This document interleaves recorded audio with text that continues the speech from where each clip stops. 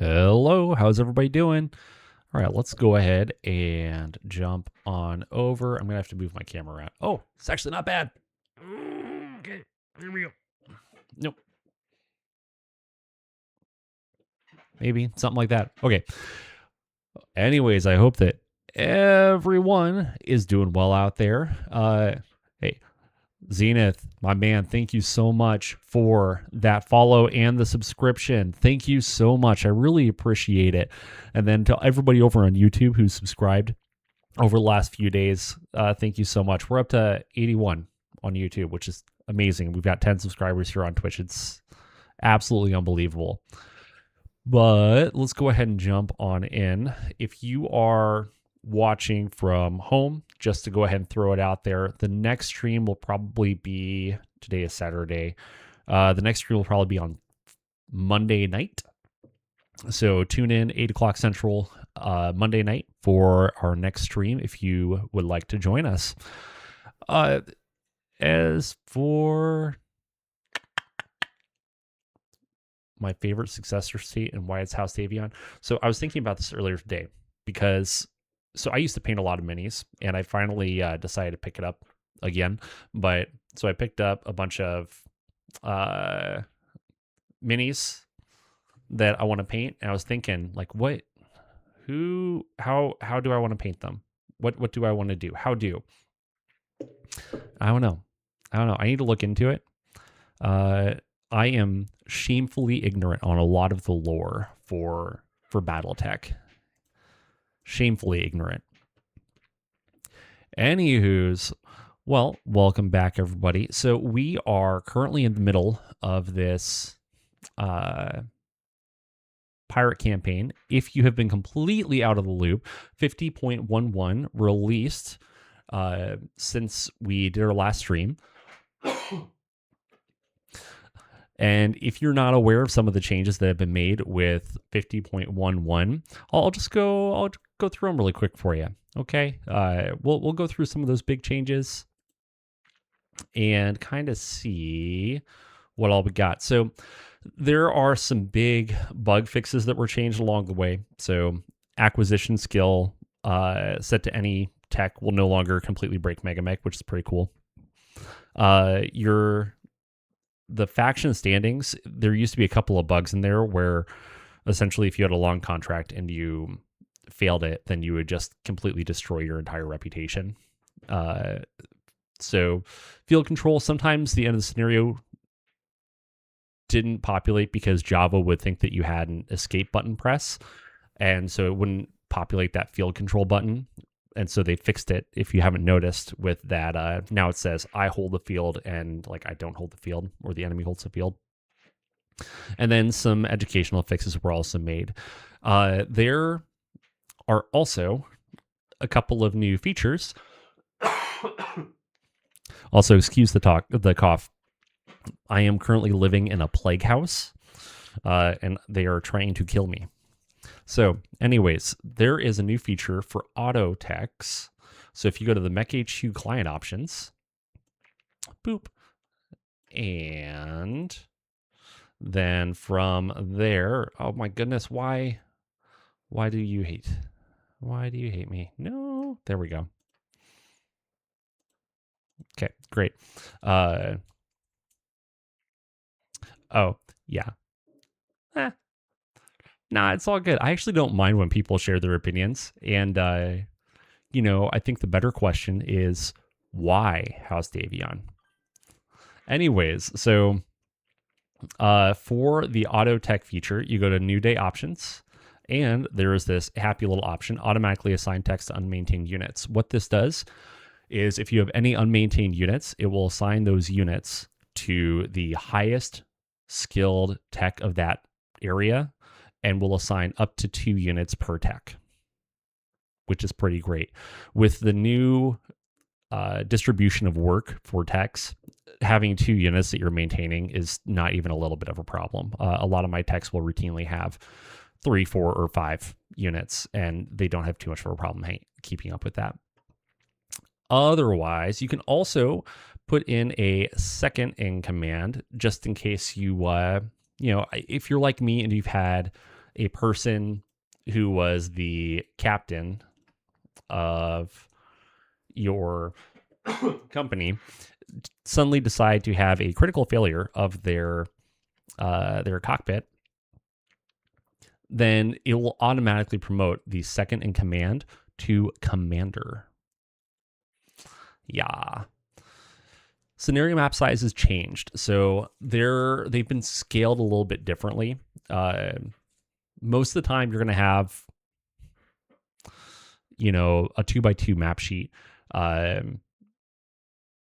Overall, they found that really weirdly shaped map sizes were kind of skewing engagements a little bit. So you're typically going to have more square maps, sometimes rectangular maps, but nothing is going to be shorter than 2 maps tall or 2 maps wide. And it's actually a really good balanced report. Also, you'll notice these tabs right here. These are all new. So it separates out your activity log into all of the different days. Did I remember to put that on? If you don't want that on and you want like your classic daily report, just click daily report tabs disable at the very bottom of the display options. And it'll go back to like your classic, no big deal kind of thing.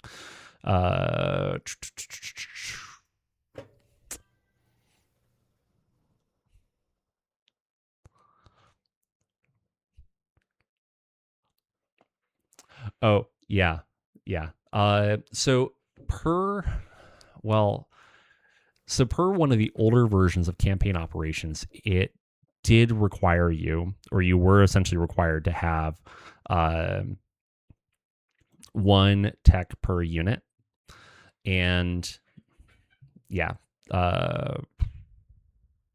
cool.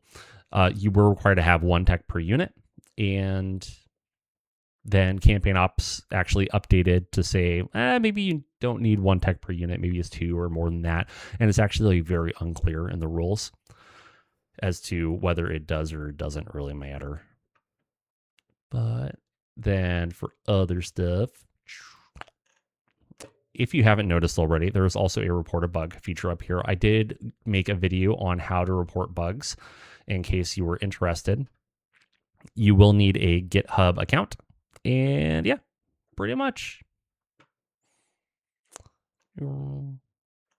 Otherwise, there were some initiative fixes. Personality flaws were also changed a little bit. One of the really big things that was added was in campaign options, the payment for contracts was changed. So when we go to operations, markets, contracts, I actually need to update these settings. By default for veteran settings now, normalized contract pay and contract pay as diminishing returns are both active by default. So normalized contract pay, what that does is it uses GBV, so generalized BV, to determine what kind of units you have. So instead of you having a super powerful, clan modified something that has a BV of 5,000 and you get paid because you have that 1 unit, a huge amount, well, it's a heavy mech. So you get paid like it's a heavy mech. Nothing extra, no bonuses, nothing like that. It's just you get paid for all of your assault, heavy, medium, light mechs, all of your tanks, all that fun stuff based on the weight class and nothing else. And then contract pay as diminishing returns. This essentially punishes you for having too large of a company. Once you get over like 2 battalions, so once you hit brigade level, you're not making as much money, which I think is pretty great. And then otherwise, a couple other bugs got changed. Not a whole lot else otherwise. And yeah, post holiday respiratory bugs, always a good time, especially when you're working in a clinic where everybody has a cold. But that's a-okay. All right, now we're done with that. We can go ahead and jump on over. So in our area of operations, we've got 2 sectors that we're working on. This one, I think we have 1 facility left to find somewhere in here. And then in this one, we already have the hostile comm center that we know that we have to get into. And we've discovered this is the last thing that we have to to take over here. But fortunately, that shouldn't take us too long.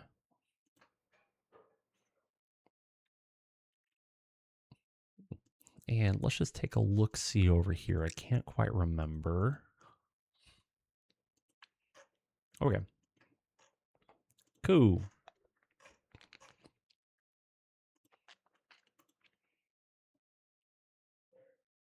Should be good to go there. Our Panther Chameleon and Shadowhawk ready to go. I think I was ready to deploy, if I remember correctly.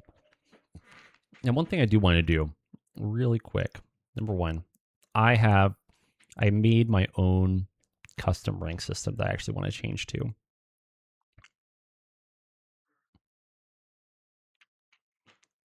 Hey, thanks, Zenith.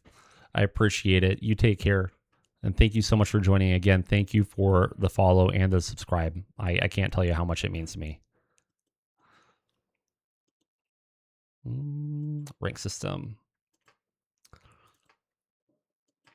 We're going to do that.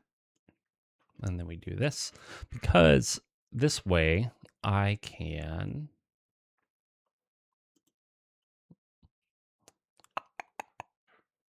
So we can do by skill level. So all those dudes can stay as sergeants. These dudes are going to be warrant 1 because a warrant officer doesn't necessarily have a lot of responsibility, or doesn't have a lot of leadership responsibility, I should say, versus like a lieutenant who does. There we go. Ah, that feels better. And then otherwise, let's go ahead and go on over to our techs.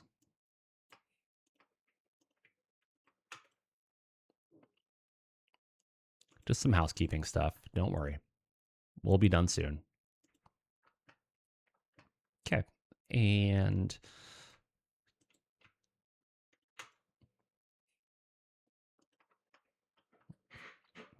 we'll go ahead and...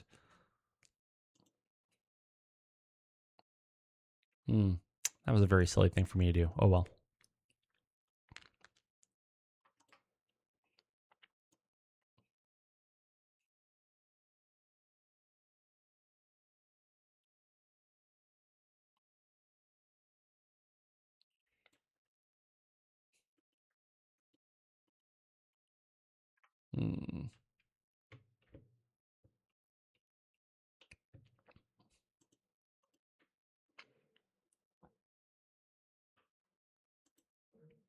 All right, tech.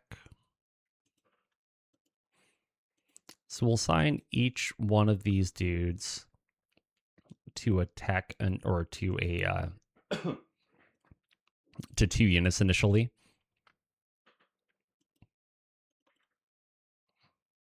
All these guys probably were in something like this.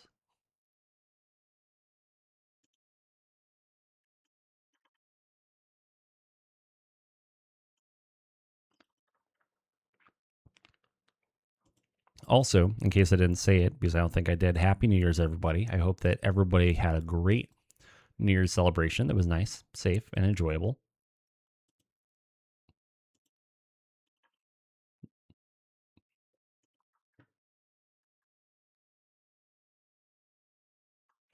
Cool. There is that.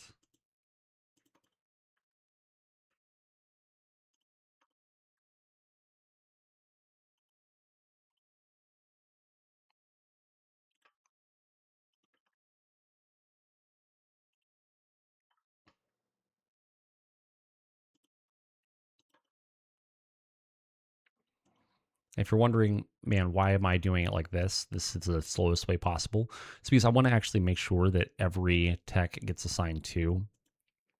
And this is just the way that I found it easiest to be able to go down the line.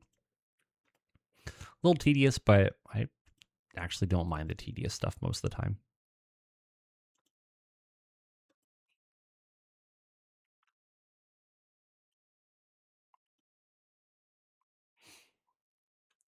And you're actually a veteran mech tech, so...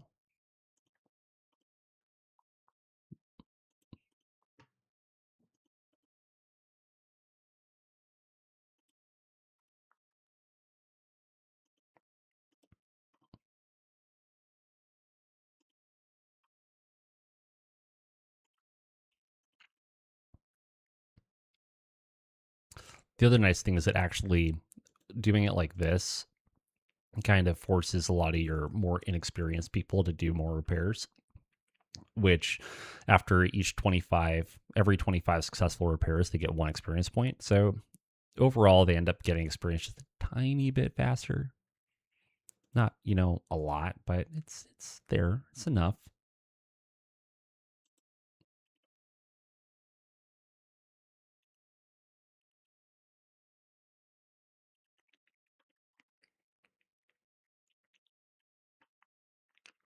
I probably do need to go ahead and get some more MekTechs at some point, though. I think I lost 1 or 2.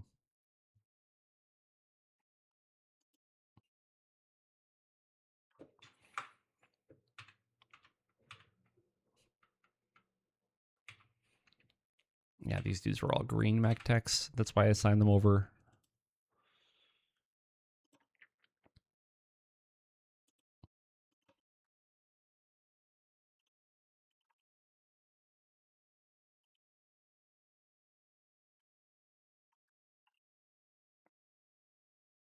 Okay, that should be everything. And then,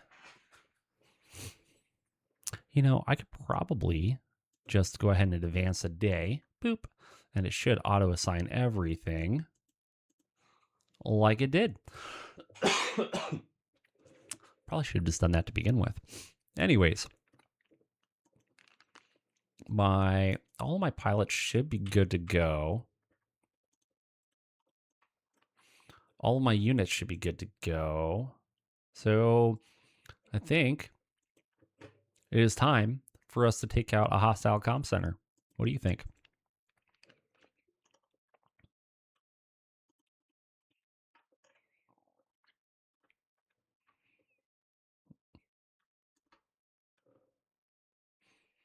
Hmm.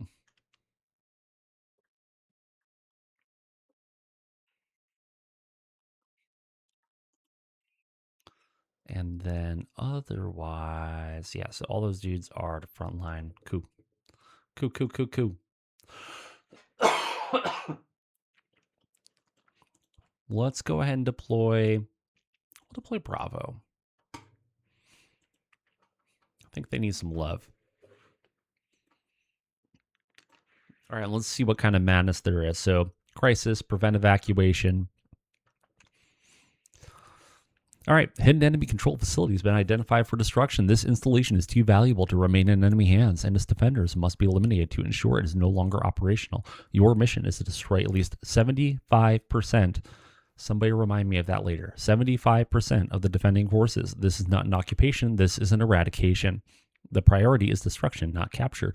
Do not concern yourself with securing the facility. The enemy will fight to protect this installation, but their defenses will crumble under sustained pressure. Crush their forces, level their defenses, and ensure when this battle is over, the facility is of no use to anyone. The victor will control the battlefield at the end of the engagement.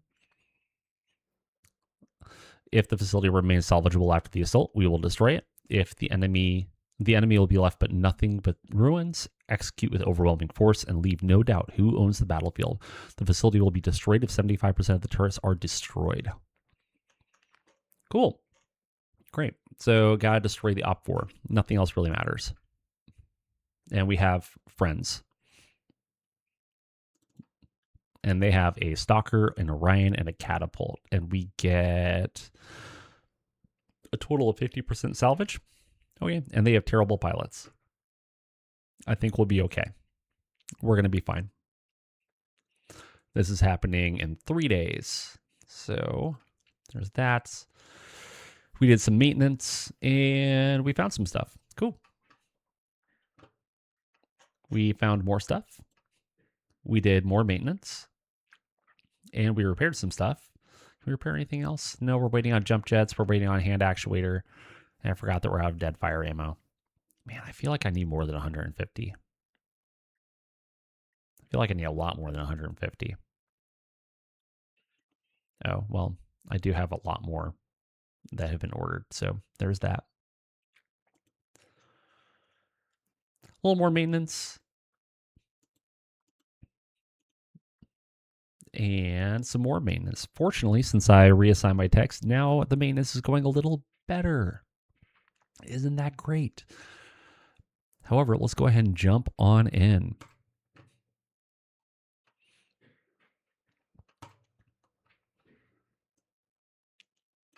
Going commence drop.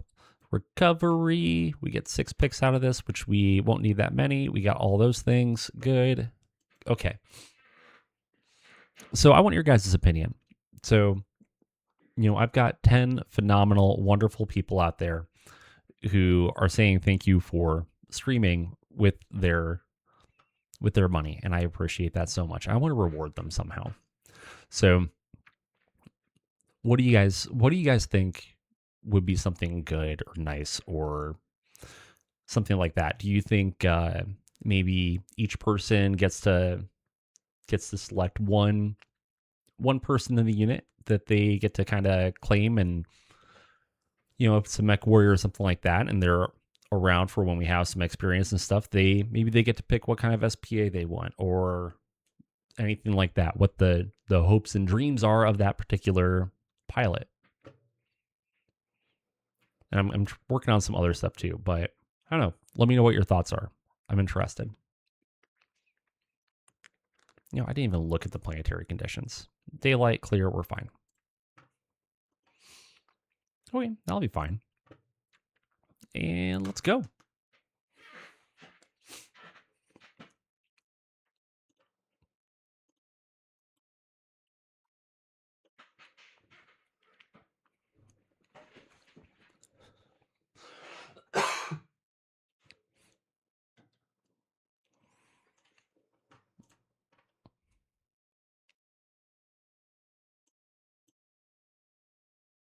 We lost initiative.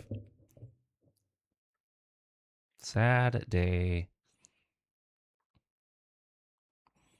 But there we won initiative, which is pretty neat. All right, so let's take a gander here. I think that should put this actually put it there. That should be fine. Oh no. All right, let's take a look. So this is a long, fairly narrow map. Honestly, if I approach from over here, I have a little bit of cover. I get some concealment. I kind of like that idea. Because if I approach from over here, I got to cross the water. And that's just going to end badly every time, especially coming across ice or thin snow. No.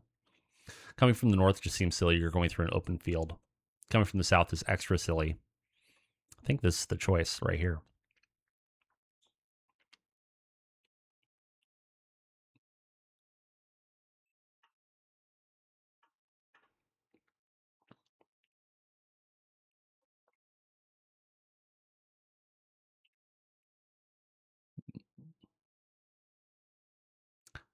Did I remember? I think I remember to change the LB10X ammo on this.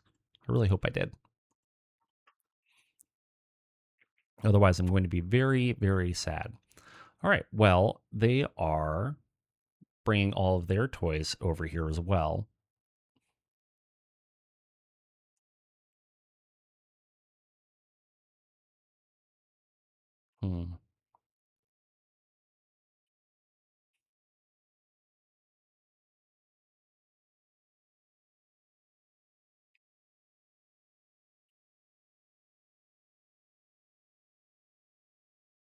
Actually,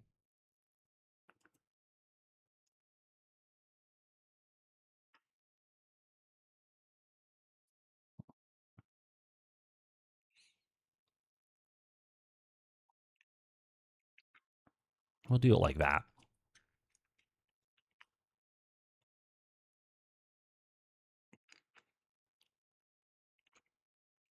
So they've got a medium blaze turret and a light missile turret.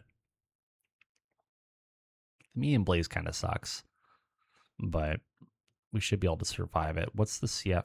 Oh, we put like 3 rounds into that building and it goes away. So that's not a problem.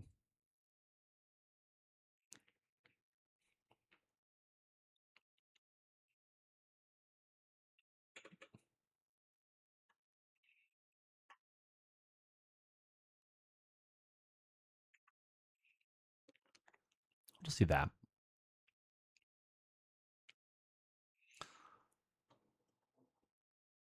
And then we'll bring the Orion down to about there.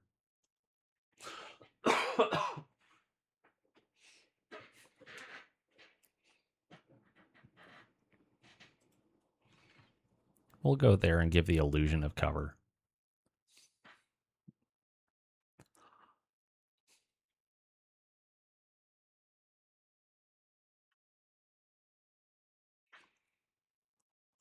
I think we're going to have to take out the catapult first. So we deal with the catapult first, and then we can deal with the stalker. Because that stalker is just a bullet sponge. Oh man, I want to get a better Warhammer. So it's a 7 to hit on the PPC. It's a 9 on the SRM. I think we just do 1 PPC, a medium, and an SRM, and we hope for the best. And then for our Orion,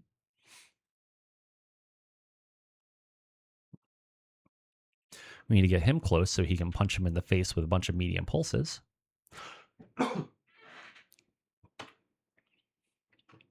But we'll do that to start off with. Oh, I forgot this is the bad grasshopper. Okay.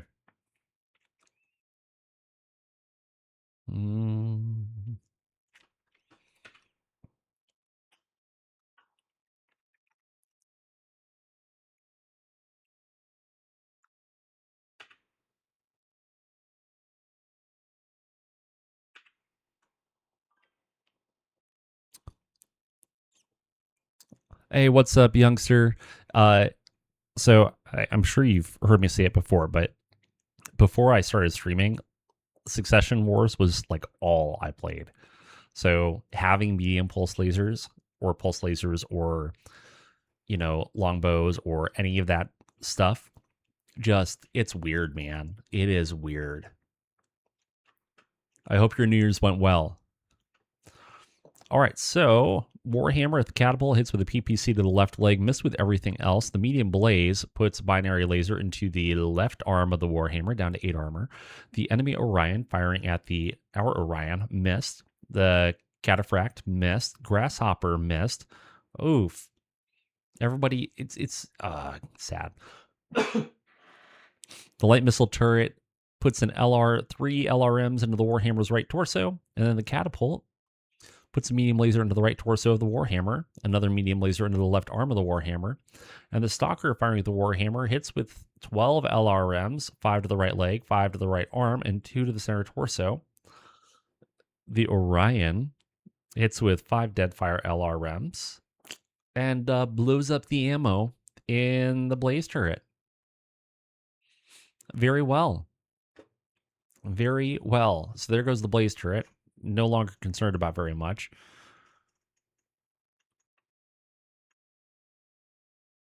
Cool. And our Warhammer stays standing.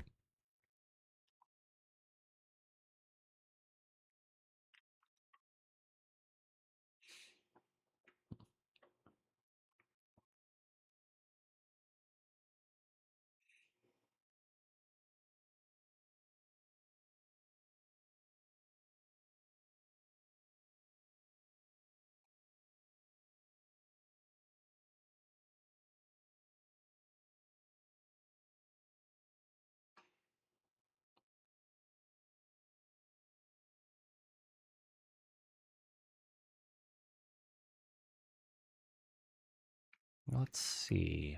What happens if you go there? Okay, cool. Why don't you do that?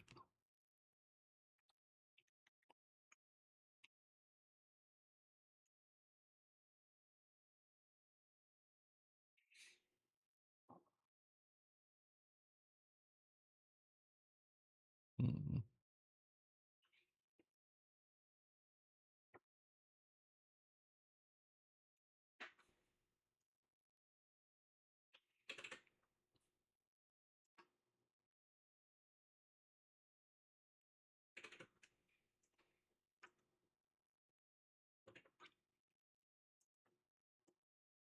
Let's just do that. Let's reduce the field of fire for a lot of people so that we're not just getting rocked the entire time.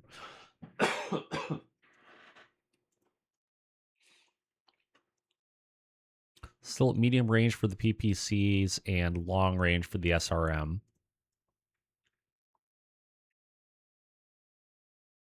We'll get warm this turn. It'll be fine.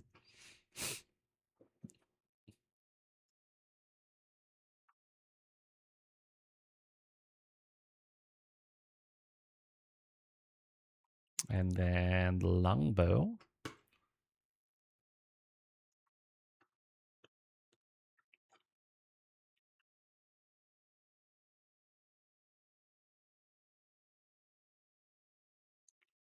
Oh, the Warhammer misses with both the PPCs.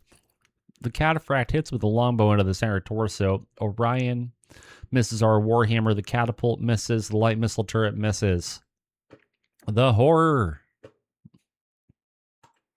Whoops.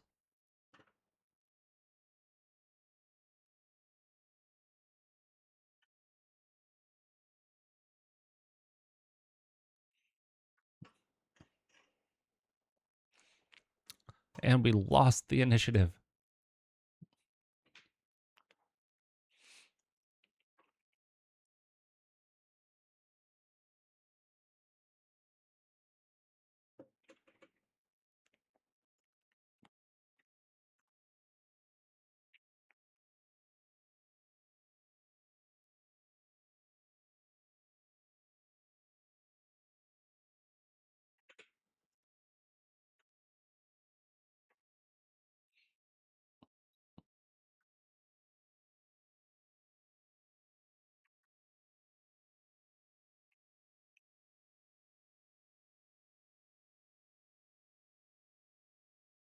Do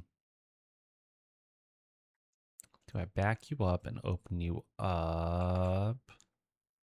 What's going on, Power? How are you?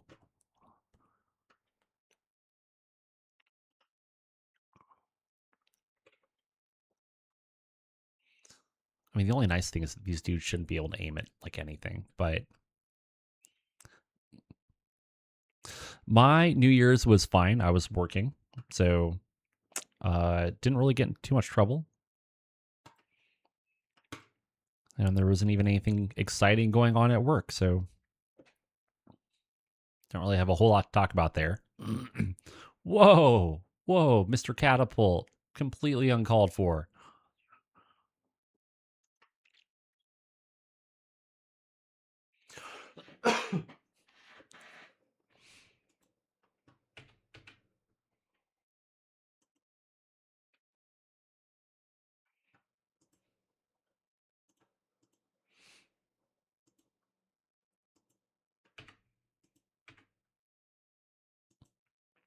How was your New Year?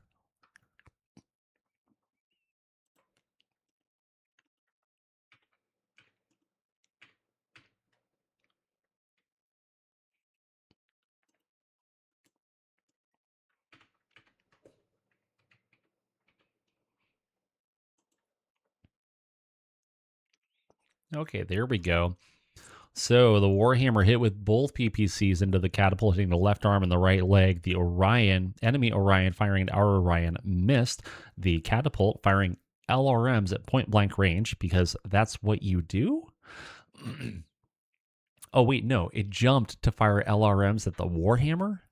That also doesn't make sense, but whatever. It missed. The Cataphract hits with its ERPPC into the right torso of the catapult, missed with the longbow, though. Then the Stalker, firing a couple LRMs at the Cataphract, missed. The light missile turret missed. And our Grasshopper firing a medium laser into the left leg and a medium laser to the right torso. Then ER large into the left leg, critting on a heatsink.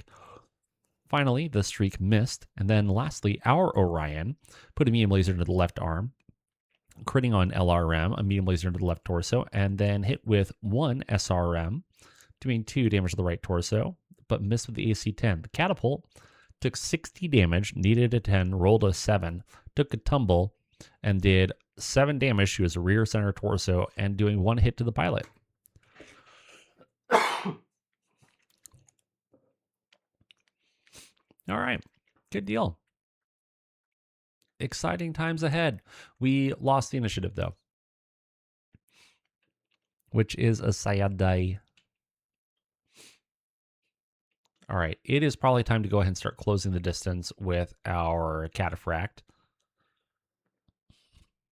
I don't think the catapult's probably going to be getting up super easily, but we'll see.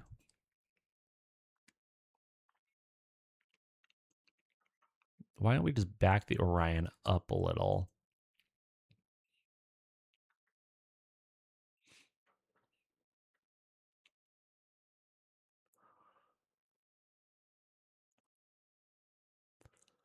I could just go ahead and close the distance on the Stalker and the Orion, but I kind of don't want to because, yeah, no, that sounds like a bad idea.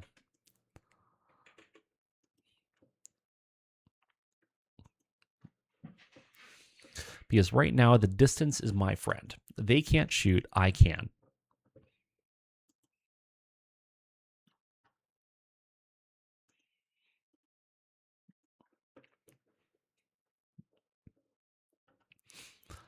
All right, predictable results for the catapult. I might as well just do it like that. So it fell again, took 5 more to the right torso and 2 to the right leg, but did eventually stand up. So I think I can leave the catapult to these 2 dudes while we start working down the Orion.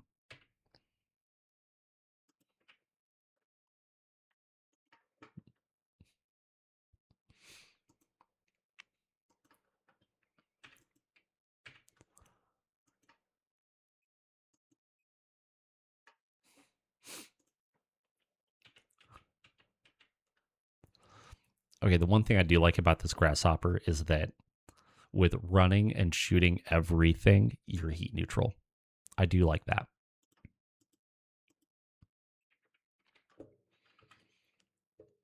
Do I have dead fires? I don't. We'll go a little over on heat again. That's fine. All right. Warhammer hits with a PPC to the center torso of the Orion. The enemy Orion firing the Warhammer hits with an AC-10 to the left arm down to 4 internal structure. Oh no! The catapult firing at the Orion hits with a medium laser into the center torso and a medium laser to the left arm and the left leg. The cataphract puts an ERPPC into the right arm of the Orion. Then the LB-10X goes into the center torso where it belongs. The grasshopper puts a medium laser into the right torso, critting on the ammo that's empty. Lucky for him. And then a medium laser to the right arm, ER large to the left arm, destroying the left arm, but misses with the streaks again.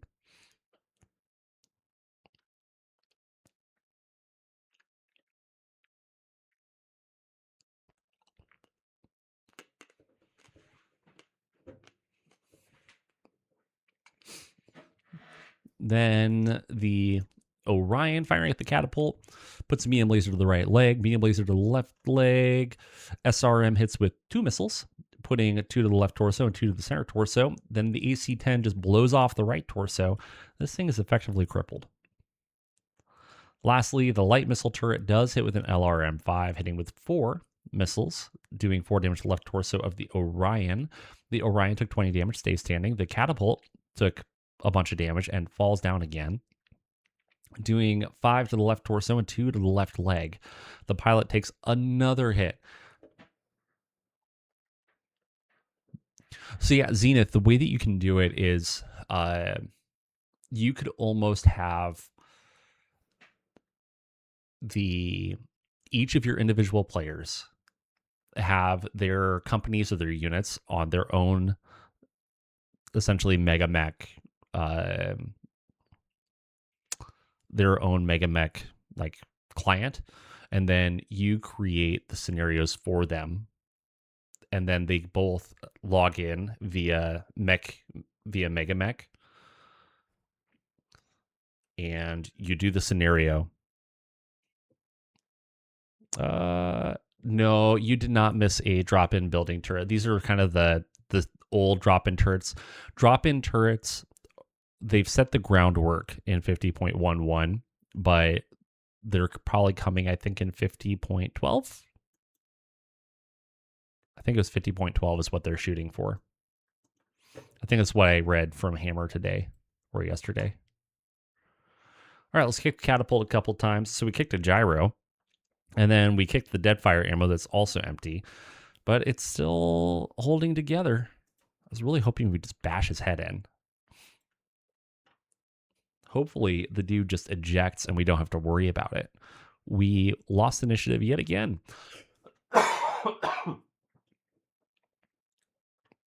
I would be shocked if that catapult did not eject. Yeah, absolutely. Yes. Okay, the catapult ejected. Now, to hit our 75%, we actually have to destroy both of these dudes as well. So we have to effectively kill 100%. Yeah, anyways, to use MekHQ, you have both of your players have their companies on their own MekHQ to do their like unit and resource management, essentially, depending on how nitty gritty and in depth you want to be.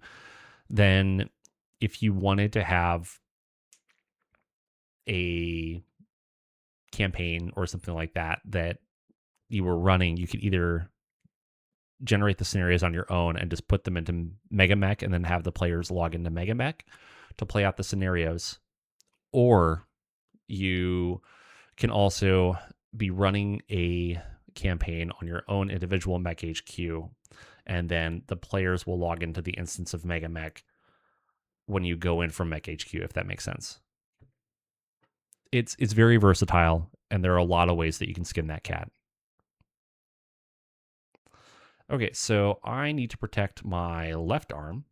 So let's go ahead and back up like this, but not quite like that. So let's back up like this and turn like this.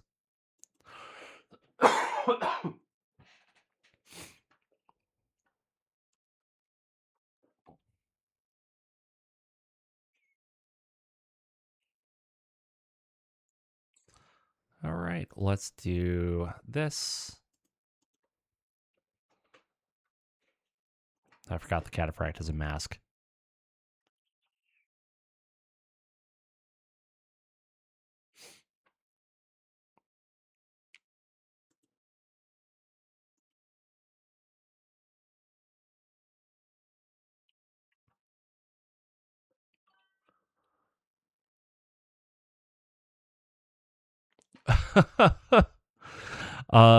That could be really interesting. I have definitely thought about if I ever want to invite people to be essentially the players for the Op4, and I think that would be a lot of fun. I think that could be a ton of fun.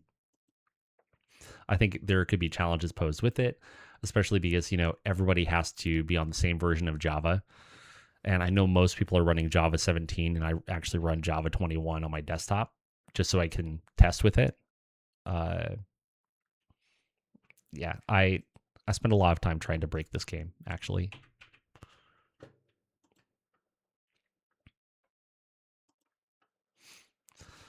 I'm very fortunate that my job is one where, so after many years of education, I now have a little bit of time at work a lot of times. And as long as I got all of my work done, then I can pull out my personal laptop and do pretty much whatever I want a lot of times. If I'm in clinic, then no, it's hopeless. I'm doomed. Yes, true. That is a future doc problem. If I'm in clinic, then I'm screwed. I have no time and I am drowning. But if I'm on call, it's a whole different story. I'm just sitting there waiting for somebody to call me and tell me about a problem. Okay, let's just do an AC-10 this round and call it a day. Oh,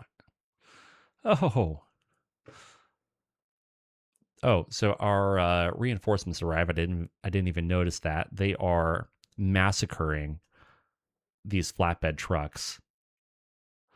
The Orion misses the cataphract, continuing to massacre. Oh, I didn't even realize there was a heavy Battletech recovery vehicle. Shoot. Wish I would notice that, and then I would have tried to immobilize the darn thing. The Stalker does hit the Orion with a medium laser to the right torso, medium laser to the left arm, another medium laser to the left arm, misses the one SRM load, and then 3 dead fires go into the right leg, right torso, then the left torso. The Warhammer lands with both of the PPCs into the Stalker, hitting the left leg and the right arm. The Cataphract puts a medium pulse into the left torso, a PPC into the center torso, medium pulse into the left leg, and then the longbow also goes into the left leg. Oh, critting on the hip. Not nice. Then lastly, our Grasshopper lands a medium laser into the right leg, ER large into the left torso. And our Orion puts the AC-10 into the left leg. It's down to 7 internal structure. Light missile turret is destroyed, so this base is now destroyed instead of us capturing it. Womp womp. The Stalker falls, takes a total of 9 damage to its center torso, and the pilot takes a hit.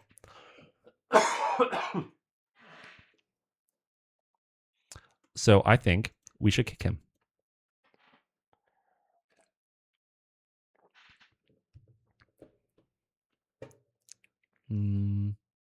Good. We kicked his right arm. Isn't that delightful? All right, so the Warhammer is warm. And we won initiative. Yay.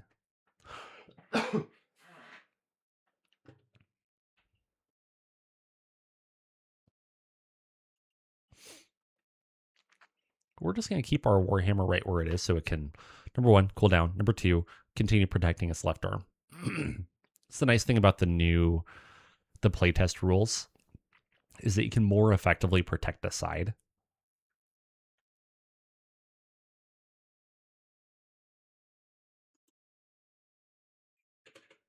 Why don't we do this? No. The horror. But you can do that.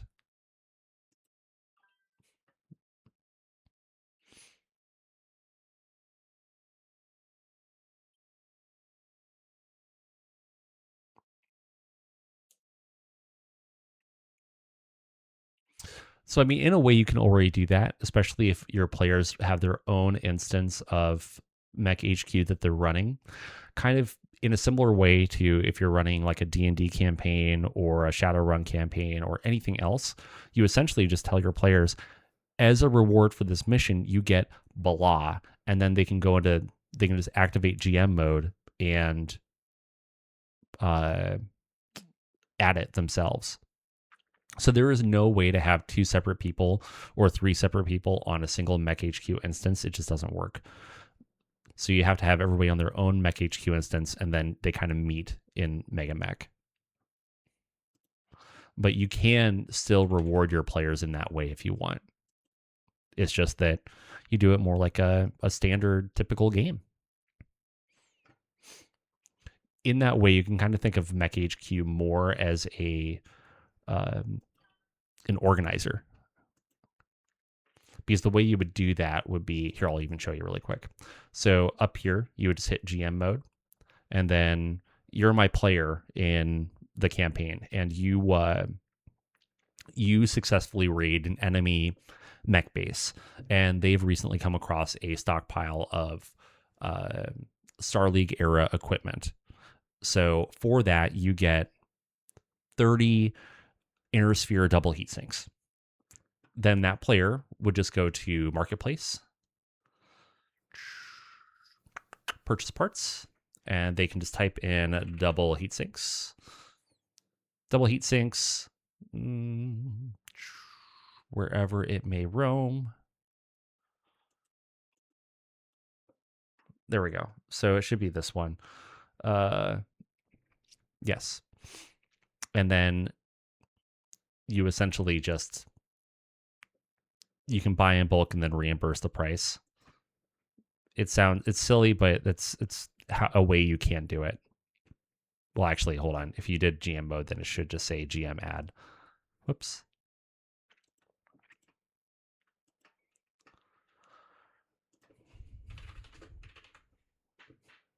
So yeah, double heat sink, you would just say, okay, your adding 20 double heat sinks, and then that just adds 20 heat sinks to their inventory. And then just like any other role-playing game, you're relying on your players to not cheat, because it's not impossible for them to do, but it's a lot more enjoyable for everybody if they don't.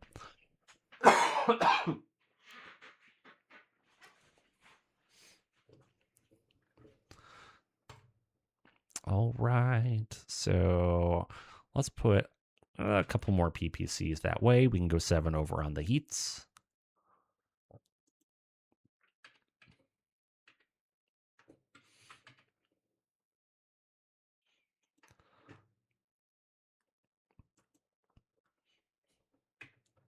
But I mean, that is one of the great things about MekHQ and MegaMek and everything else, is that in its complexity, it provides versatility.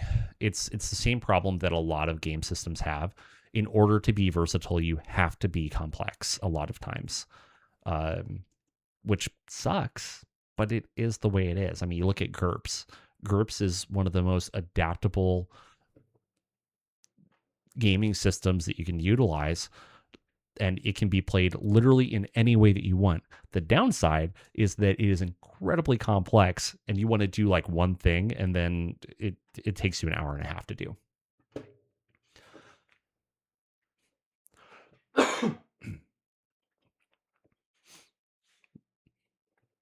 So those poor armored trucks and flatbed trucks continue to be massacred.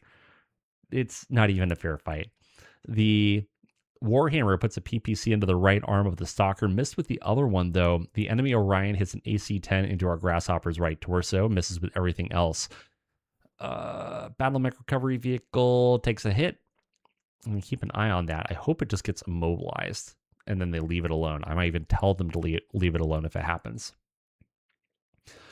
The Cataphract puts a medium pulse into the right torso, ERPPC into the right arm, then a medium pulse into the right leg, and the longbow goes into the right torso, critting on the SRM-6. These poor people. Ooh, and crew killed. Beautiful. We might be able to recover that. That would be great, assuming they don't continue to just destroy it. The enemy Stalker takes a hit, a medium laser to the left arm, medium laser to the center torso, ER large to the center torso, and then the Streak goes in and hits the right torso, critting on the SRM, and goes into the right torso again. The Stalker missed with everything. No, they destroyed the heavy recovery vehicle. Sad day. And then lastly, oh no. The Orion puts a medium laser into the right leg, a medium laser to the center torso, and then AC-10 goes into the right torso, critting on the SRM-6 ammo, causing 60 damage. The pilot is now up to 4 hits. He bails with an auto eject. So 20 damage went into the center torso. It's got 6 internal structure remaining. I don't feel good about this. Oh, and that center torso was just barely holding on with 2 internal structure.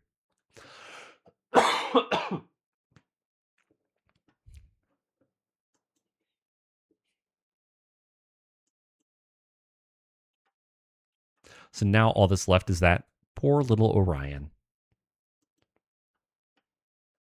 And like I said, since we have to destroy 75%, yes, 100%. If you are playing a game in MekHQ or playing a campaign in MekHQ, I 150% recommend the new survivability rules. Complete game changer on salvage. Absolute game changer, and it's amazing.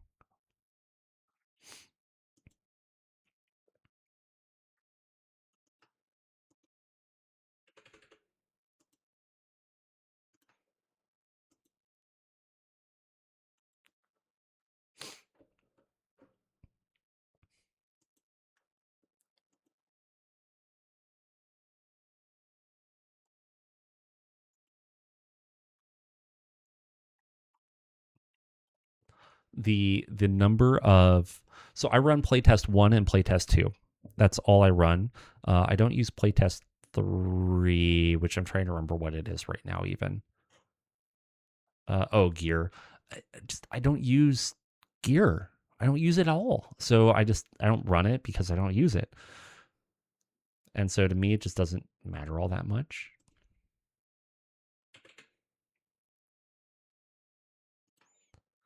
Honestly, this Orion can just chill here. That way we can avoid taking 2 heat.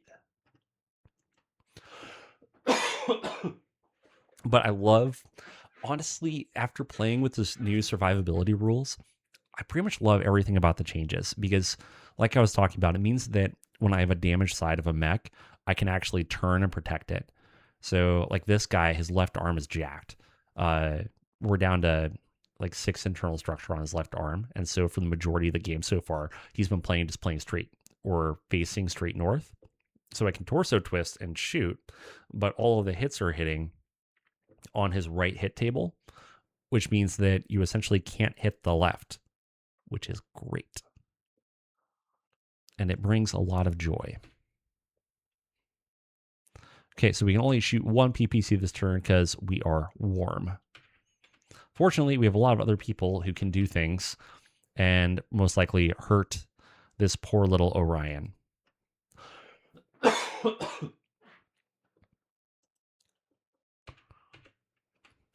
I almost feel bad for him, but not enough to actually feel bad.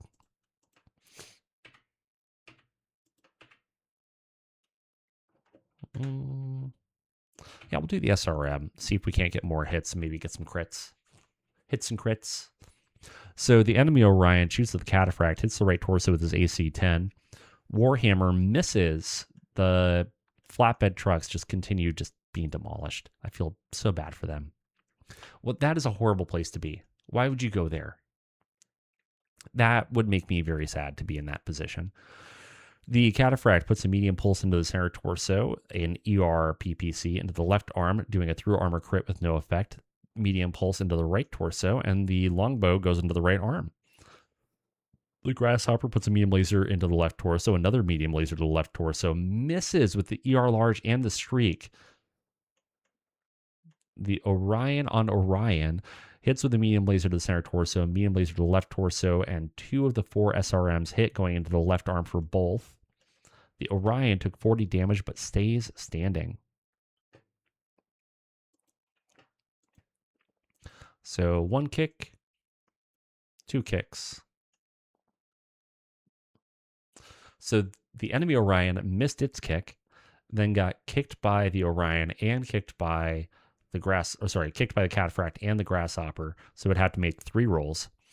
Did 14 to the left leg and another 14 to the left leg. So it took a tumble. And it actually would have had to make 4 rolls because it missed a kick, was kicked, and took 20 damage.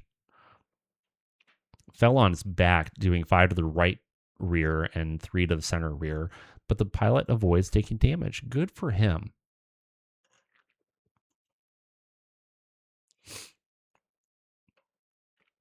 They very much won the initiative, but for some reason, I'm not too worried about him escaping. Don't ask me why.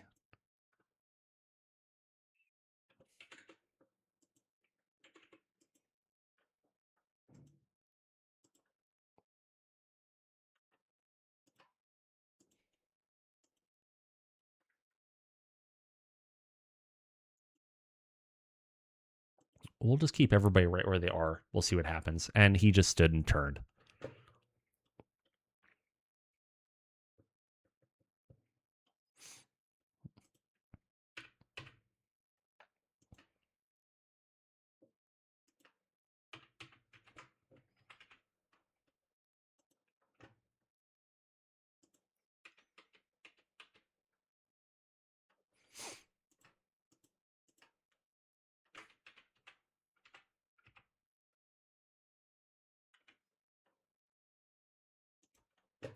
All right, let's see what happens. Oh no.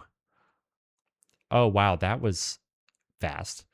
So very first hit, gets a crit on the SRM4 ammo, critting on the left torso.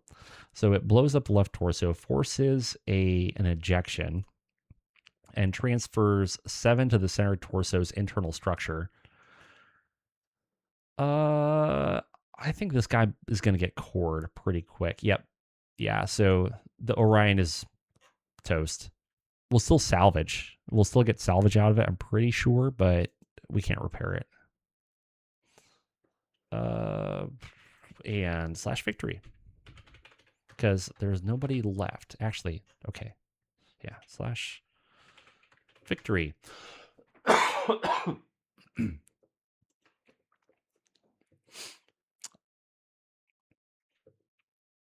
And if you guys didn't know, in 50.11, if you use Paycar, the Princess automatic resolution, it now saves MUL files after every single Paycar engagement. So if you didn't know that, it exists, it happens, and it's awesome. So now when your Paycar client dumps or crashes or pukes right at the very end, right as you're about to go into all the salvage stuff, and you're just really pissed off, don't be pissed off anymore. Just go grab the MUL that it dumped out for you and manually resolve it. So not a bad showing for us. We only lost 5% of our BV, and most of that was actually into our Warhammer. So I controlled the field. Warhammer has moderate damage. Nobody took any hits. And just like I thought, the Orion is just irreparable. But everything else should be good. The one thing I don't like is I wish... So, oh yeah, we can do this. Boop. If you're wondering why I did that, the light missile turrets, I just don't think it makes sense to be able to, like drag them off the field. That doesn't make sense. The only thing I could argue for, I guess, is you just drag the weapons off the field. That would make sense, actually. Yeah. Okay, cool. And we preserved nothing. It is all gone. We were victorious. I understand. So heavy, standard, no. Heavy? Standard, no. Oh dear. Oh dear. We are very quickly running out of stuff.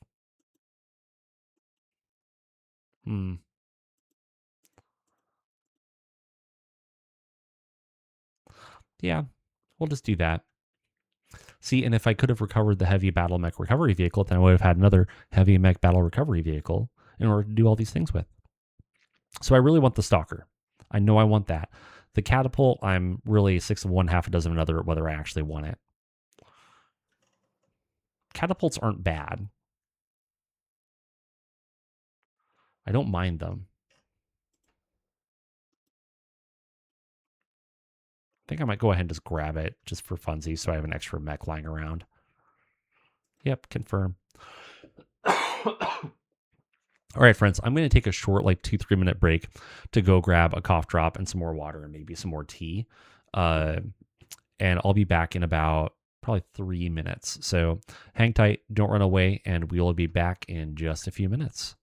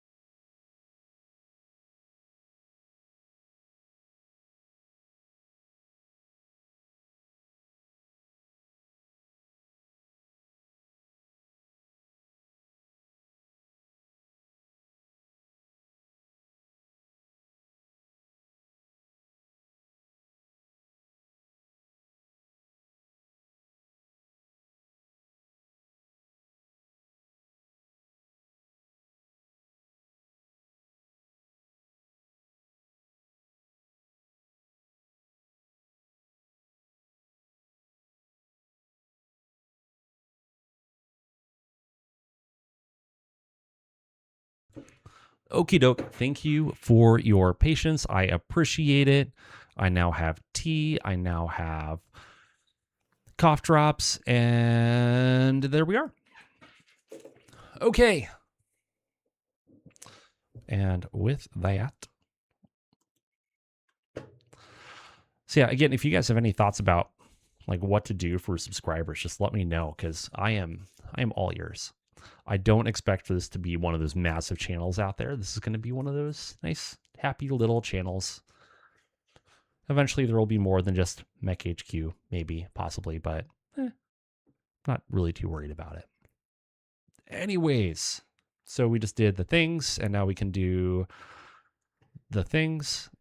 One question I do have, I'm pretty sure that we had a couple of prisoners. Oh, that's right. We have an ultra green vehicle crew. Sure. No.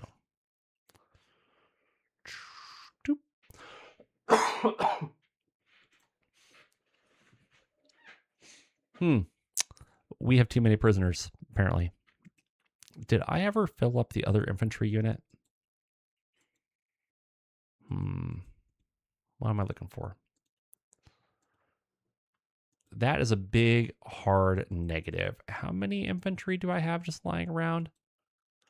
Oh, I should have enough. I should have enough. All right, so let's assign. We'll do Flamer. That should be fine.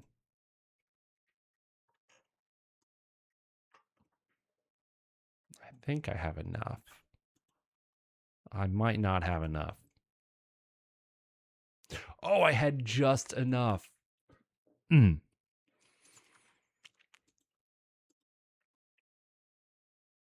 So add. Cool.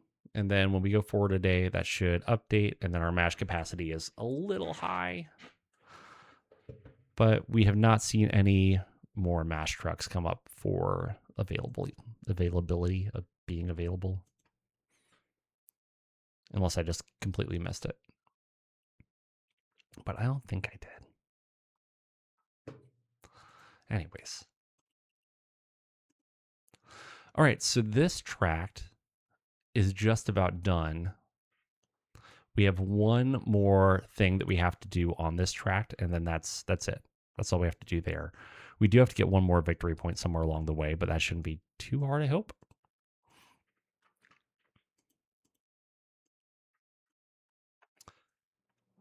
Okay, Bravo Lance did come back. So let's go ahead. Oh, no, they didn't. Let's go ahead and work on those.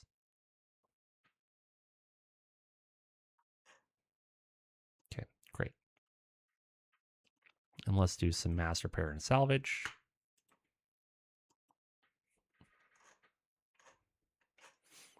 Cool. Advance yet another day.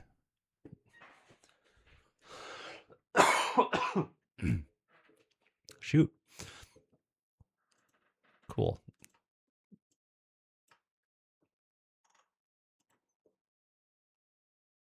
It's probably going to take us a couple of days to repair all the damage to the Warhammer and the Orion, but that's fine.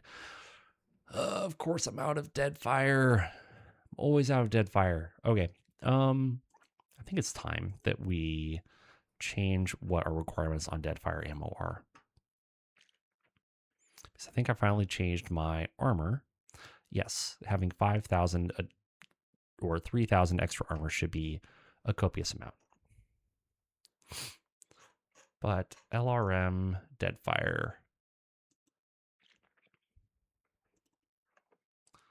Honestly, it's probably good to keep around 200% around. Same thing with the SRM Deadfire.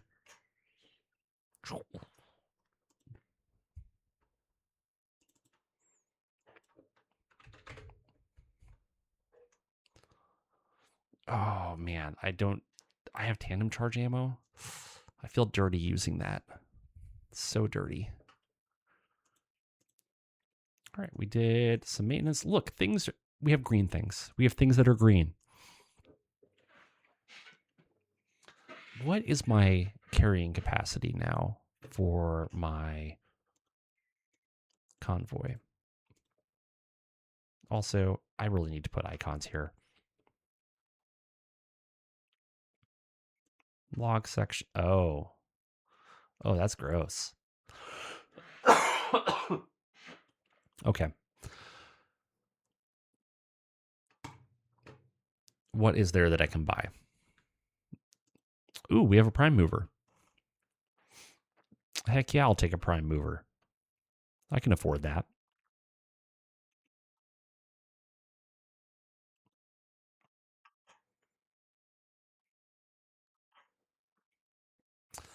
And another prime mover? Heck yeah. Let's just go ahead and do both of those and call it a day. Also, I discovered something in one of my other campaigns. I think they're the Buffalo engineering vehicles are amazing because they have a they have a cargo capacity of 135 tons, which is fantastic. And they have plenty of crew spots available so that you can go ahead and assign text to them, which is always a nice added bonus. All right, cool.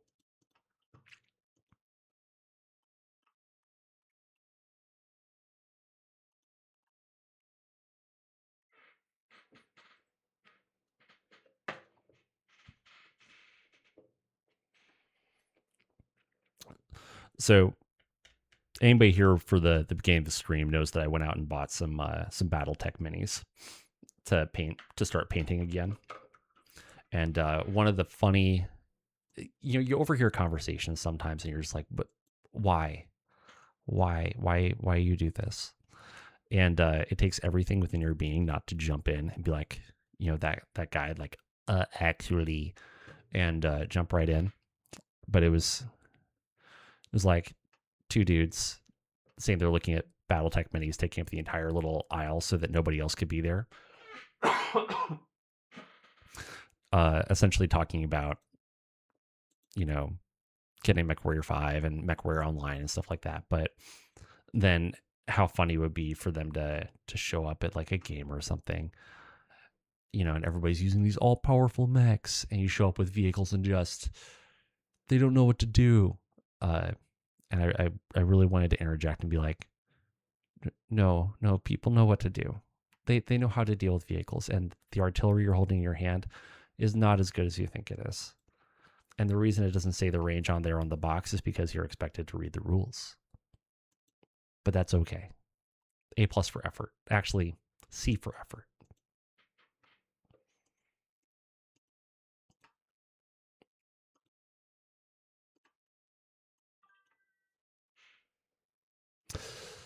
I used to paint minis a lot more. I got into painting minis. Oh shoot! Well, I was painting D&D minis back in 2014, 2013, somewhere in there.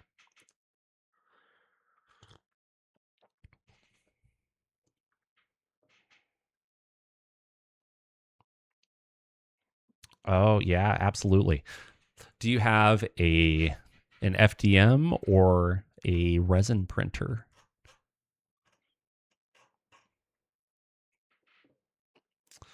All right, let's go ahead and get exploring a couple more things here because we need to get moving on this contract. I really want to just get it closed out.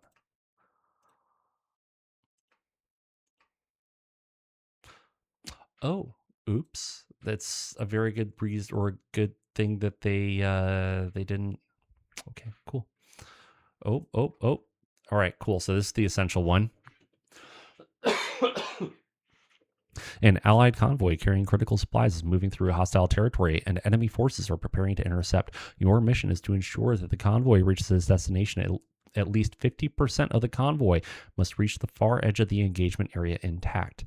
These supplies are vital to sustaining our operations, and failure is not an option. Should the enemy resistance prove too strong for a For a full escort, you have an alternative means to secure victory. If at least 50% of the convoy survives while you destroy or rout 50% of the enemy forces, the mission will be considered a success, breaking the enemy's will to fight, and will give the convoy a clear path forward. We will control the battlefield at the end of the battle. This means you will have full authority to dictate the engagement on your terms, use the terrain, control the tempo, and eliminate threats efficiently. Hold the line, protect the convoy, and ensure the supplies reach their destination.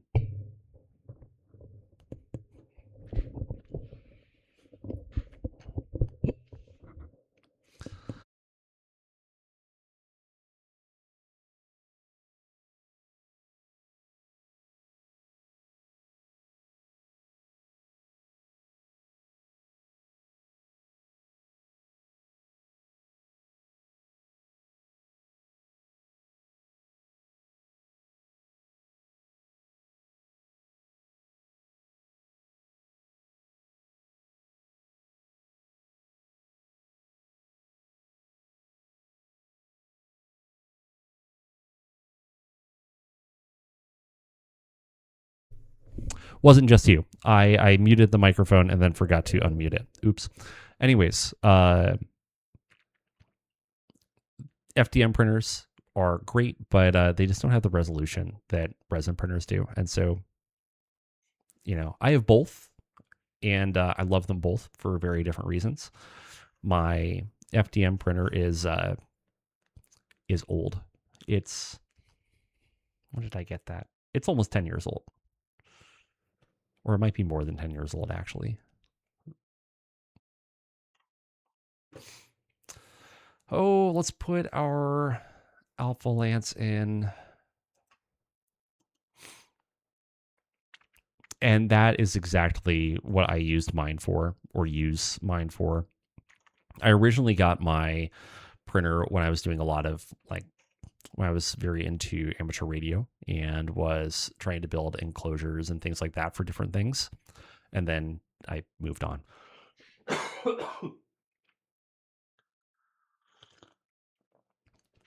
Oh, they have a lot of infantry.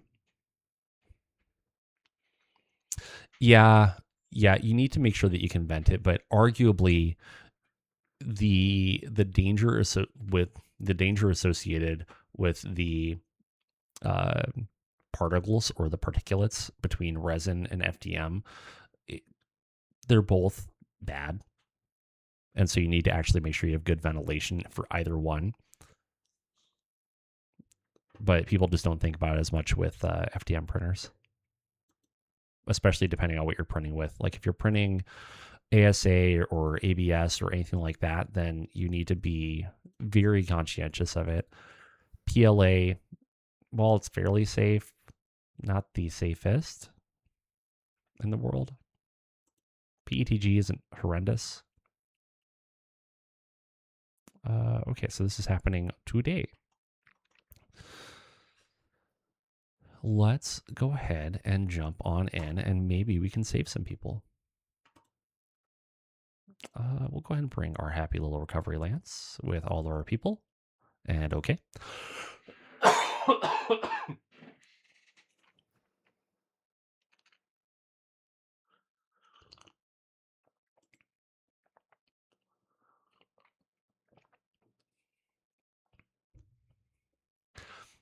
Okay, great. So the only things that are really a major concern are the Ostrock and the Guillotine. So if I can take them out, then we should be fine. The J. Eggers are just annoying more than anything else. The Pack Rat also just annoying. Plus, they don't really have a lot of ammo. They have 6 shots for each of them. So if we get more than 7 rounds into this game, then nothing should be a problem.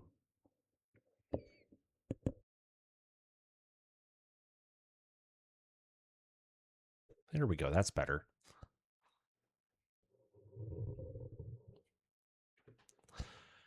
Okay, so we won initiative, which is handy, but probably won't really matter.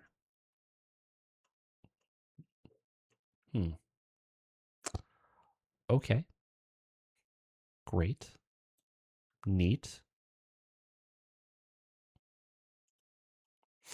Who do I have that can jump? You.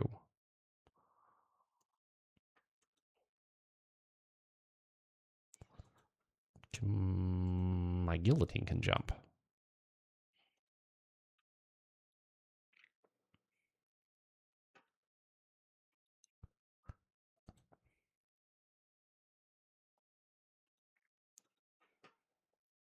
You know, this model of awesome has ruined me, by the way.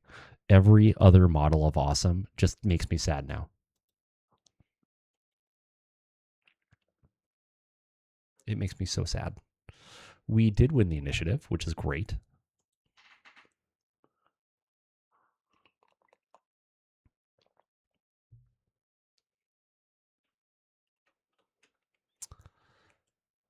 Interesting. Very interesting. I don't think I have to worry very much about that guillotine for some reason.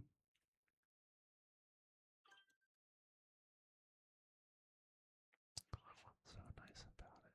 Oh, well, I mean, having 3 ERP PCs is just delightful as opposed to 3 standard PPCs. And the model that has 2 LRM-15s and 3 medium lasers is just why? Why does it exist?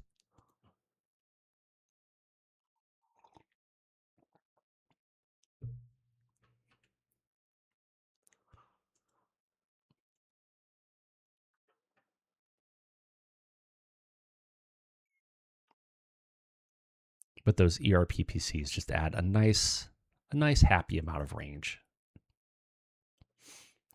You know, you can go ahead and sprint.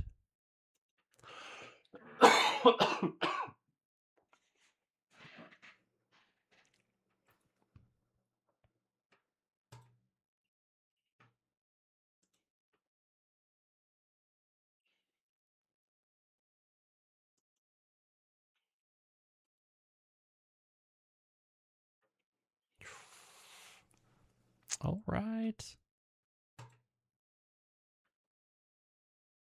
Hold on, wait. Okay.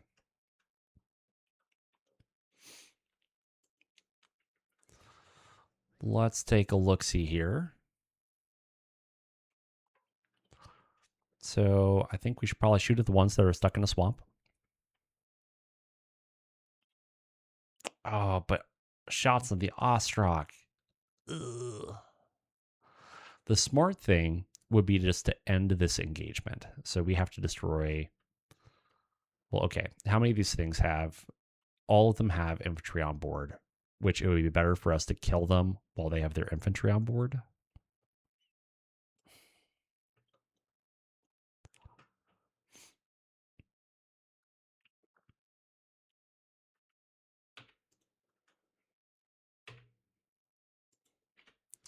We can go ahead and get a little warm. Hopefully we can hit.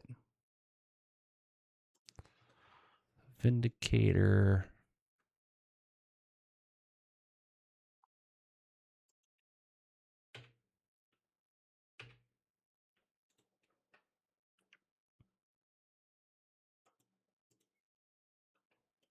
Guillotine, I don't think can hit with anything. You can think about shooting in the general direction over there. Okay. Everybody's going to be warm, but let's see what happens. Oh, the Marauder missed everything. The Vindicator hits with everything, but doesn't do enough to really matter. The Awesome only hits with 1 ERP PC. The Ostrak missed.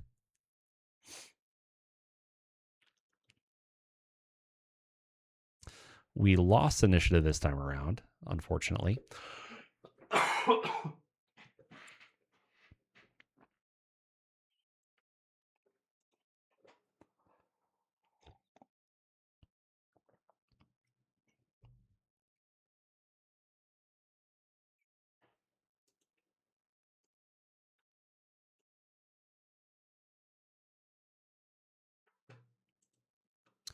Okay, why don't we keep our Vindicator right there?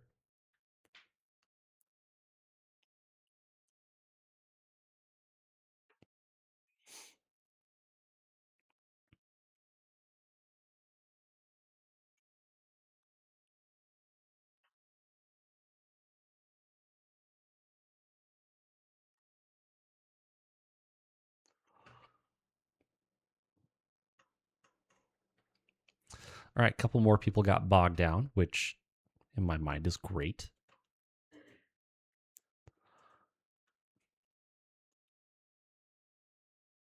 Oh man, I should have saved my shot so that I could unload this round, but that's okay. That's fine.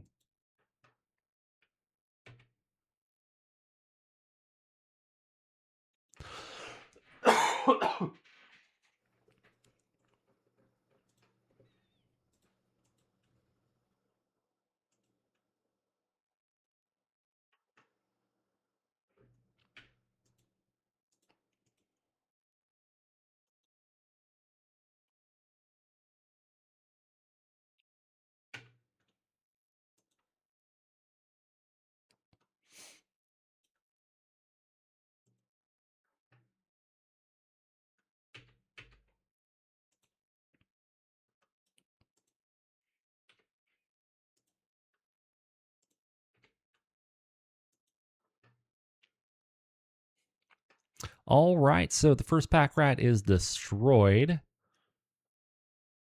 The guillotine missed its shot. The Crusader also missed. J. Edgar firing at Mr. Copper hits with a couple of missiles. Vindicator hits on his shots, hitting the right side. The Marauder also hits, doing some heavy motive damage, but I think that's one that was already destroyed. And there we go. But the foot platoon made it out alive, which is unfortunate for me, because I don't know who has machine guns in this lance.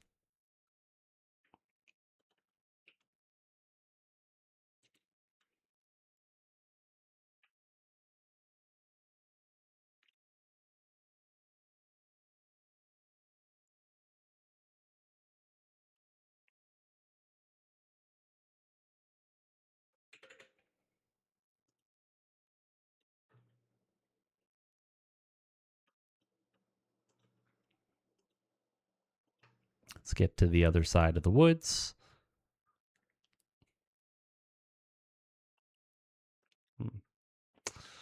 Get the Crusader walking this way.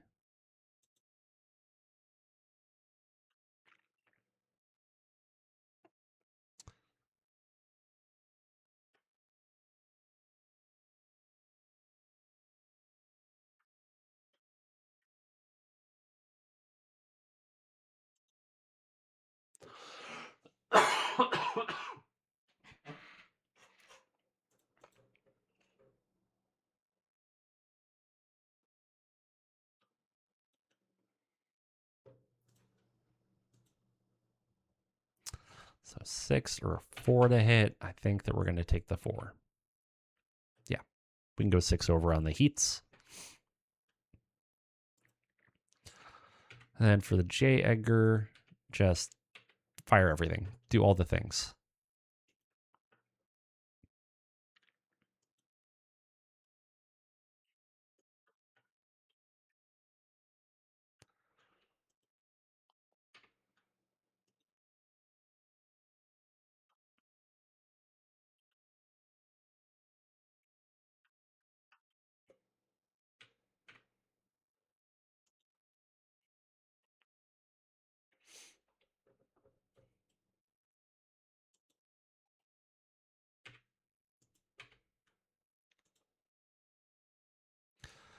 All right, so the Awesome destroys the pack rat. Again, it doesn't look like we did anything to the infantry inside, unfortunately. The pack rat firing at the Awesome missed. The Guillotine firing at the J. Edgar hits the large laser, immobilizing it. Whoop, whoop. Also hits the front and hits with all 6 of the dead fires, doing some damage to the front, left side, front, and turret. And then some more damage to the front. I think that we are about 1 kick away from yeeting it across the map. The J. Edgar does land a medium laser on the right torso and 1 dead fire on the right arm. The Copper tries to shoot some machine guns and misses horribly. The Vindicator firing at the Ostrock hits with the LRM-5, doing 1 point of damage to the head.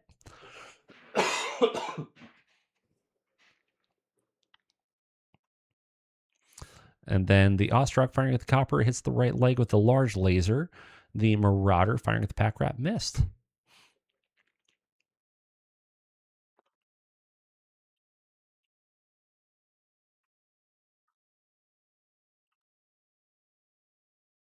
All right, good. The Jaeger is down.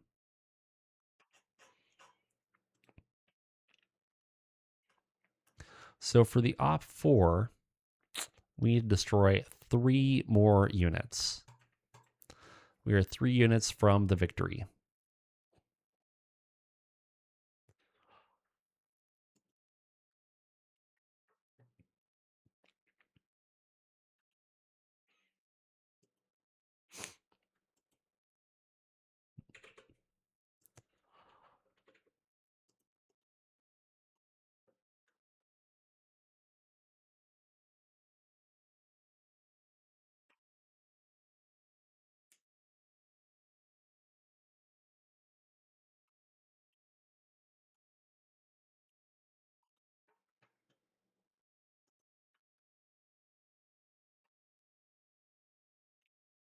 So we'll keep gradually walking forward. I think that we'll be able to get most of these Pack Rats out.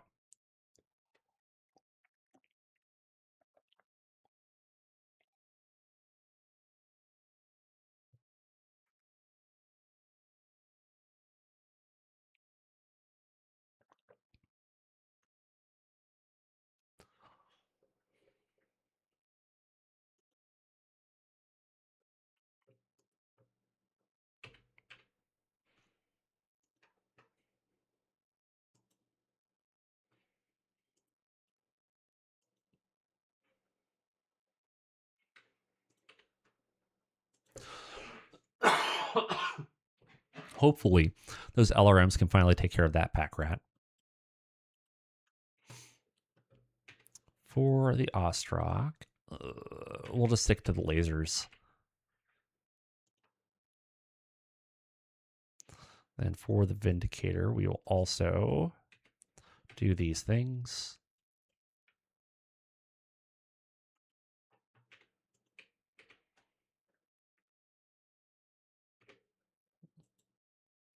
Between all those things, hopefully that Pack Rat is gone. Okay, the far Pack Rat is at least immobilized, which will make it easier to kill next round.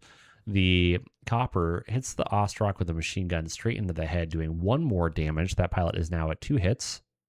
And then also hits a machine gun into the left arm. The Crusader firing at the near Pack Rat hits it a couple of times and destroys it. The Guillotine firing at the Ostrog hits with a large laser to the right torso and a medium laser to the right arm, and then promptly hits with 1 more medium laser to the right leg. The Ostrog firing with the Guillotine hits with the medium laser to the left torso. Interesting. The Peacekeeper fires the Pack Rat, destroying the engine with some Inferno missiles. The Vindicator firing at the Ostrog hits the ERPPC to the right leg, the 5 LRMs to the right leg, and then a medium pulse to the right torso. The Marauder firing at that near Pack Rat destroys the left side of the Pack Rat. Yeah. And then the Ostrog falls, takes 5 points to the left arm and 1 to the center torso, and then the pilot blacks out, which is pretty great. Pretty great.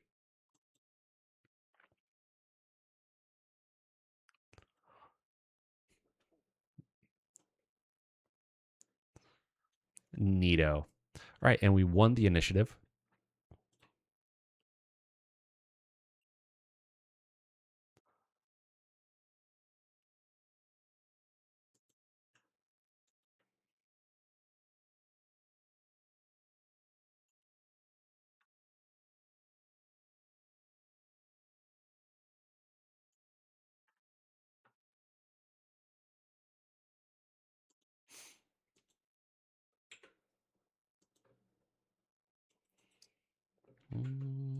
Why risk it?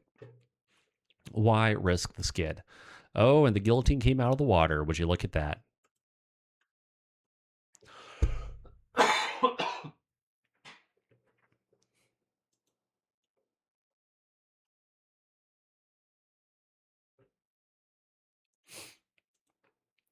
So I think I would rather that the awesome fire at the guillotine.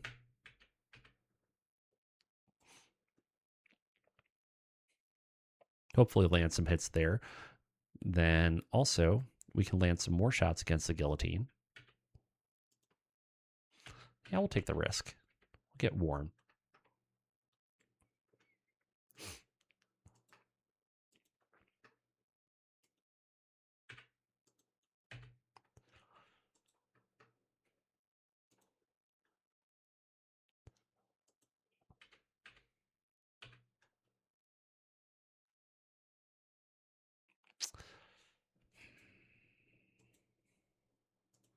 You know, I think that he'll be able to kill the pack rat this round.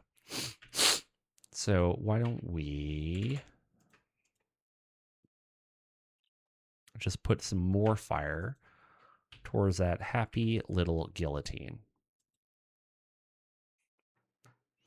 So the pack rat fired at the awesome and missed. The J. Edgar firing at the copper hit with 2 SRMs, one to the right arm and another one to the right arm. The awesome hits with 1, 2, 3 ERPPCs, going to the left torso, left arm, and the right arm. The guillotine firing at the copper hits with a medium laser to the center torso, medium laser to the left leg. Then 3 of the 6 SRMs to the left torso, right arm, and the left arm. Fortunately, that copper actually has a little armor on it. Then the copper firing at the Ostrak hits with a machine gun to the right leg, a machine gun to the rear right torso, and a machine gun to the rear right torso. Lastly, a machine gun to the left arm, which is down to internal structure. Our guillotine firing at theirs hits with a large laser to the center torso, hits with 3 of the 6 dead fires, doing 6 damage, 9 damage to the right arm. A medium laser to the right torso, a medium laser to the right torso, and that's it. The Crusader firing at the pack rat destroys it, fortunately. The Peacekeeper shoots at the foot platoon. Our Vindicator, only hits with the medium pulse into the center torso. Lastly, our Marauder hits with the PPC to the center torso of the Guillotine.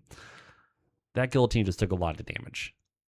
Now, the Copper also took 20 damage, falls, takes 3 damage to the left leg, and the engine stalls.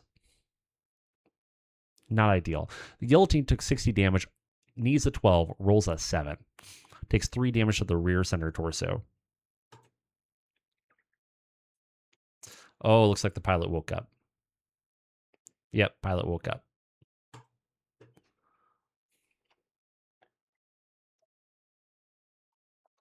So I expect the Ostrak to start causing problems for us. But fortunately, that Guillotine is hurting now.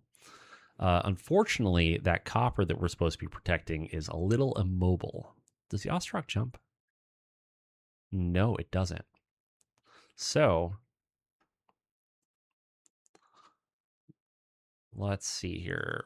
How far can the Vindicator jump? No, not quite far enough. All right, well, the Guillotine can still jump in and go here and turn like so.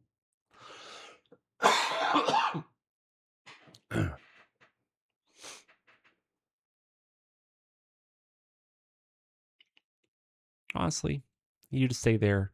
Marauder can sit still.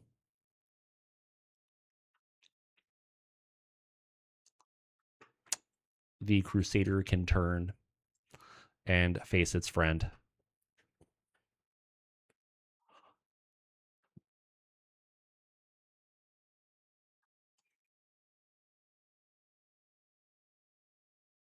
Oh, good. The Ostrak just dropped itself to being prone again. Isn't that nice?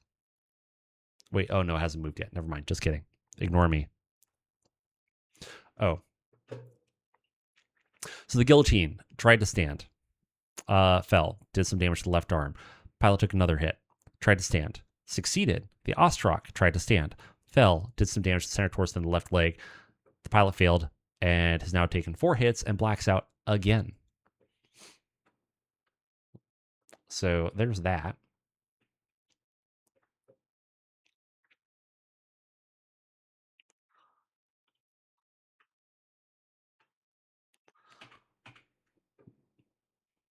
Mm, 11 is a bit much.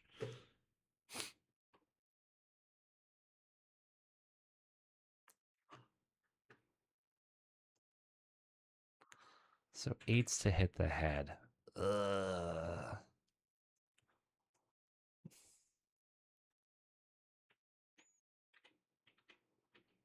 Maybe. I mean, 42% chance. A little worse than 50%. I should hit it like twice. Because, I mean, I'm firing 5 times, and 42% chance is 2 and 5. So I should hit it twice, which means I should destroy the head. Or get close.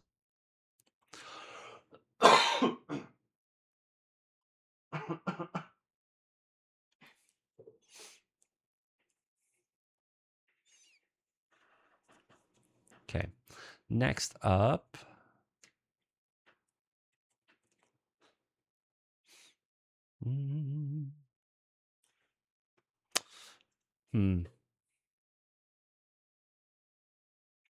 Well, I think maybe medium laser machine gun. Medium laser machine gun. And that'll be a good place to start.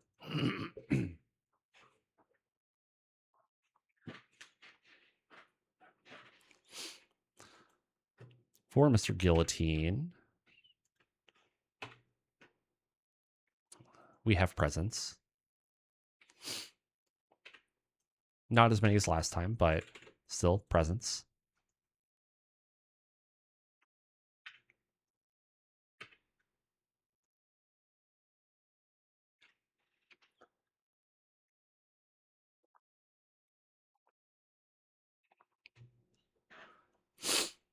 All right, so the Jagger firing at the awesome miss, the awesome firing at the guillotine, shoots the head.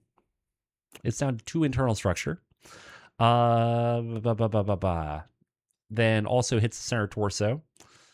The guillotine firing at the copper blows off the left leg, destroys the right arm, and makes it go boom.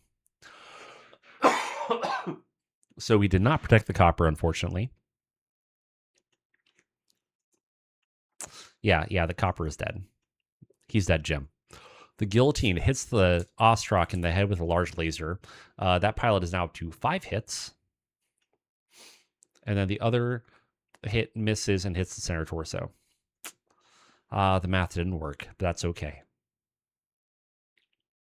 The Crusader firing at the Jagger hits with a machine gun to the left side, doing heavy motive damage. Another medium laser to the front, immobilizing the vehicle. Then the Vindicator at the Guillotine hits with the ER, or misses with the ER-PPC, hits with the medium pulse to the right torso. The Marauder hits the PPC to the left torso and AC-5 to the left torso. Oh, that's no good. That's no good for the Guillotine at all. That's no good. Mr. Guillotine's pilot forgot how to swim. That's sad.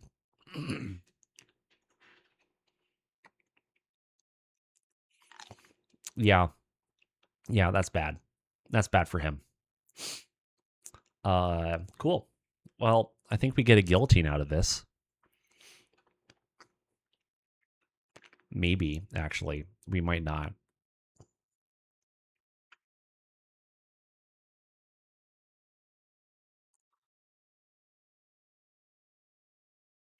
I'm not even going to kick the Jagger because we should actually...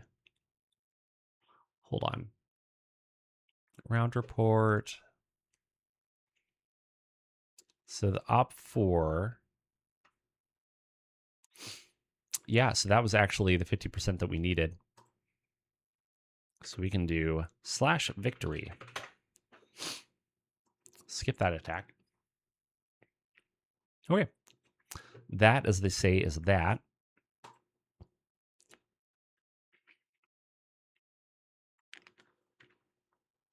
Not a bad round for us at all. Really didn't take hardly any damage. And we did very bad things to the enemy.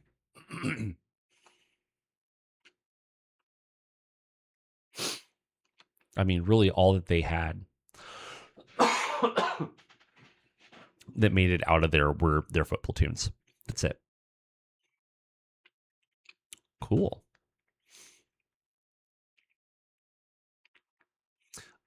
This one we can give to the Crusader.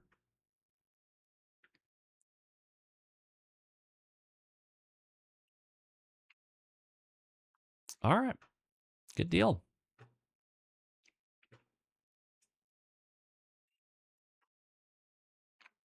Now for the hard part.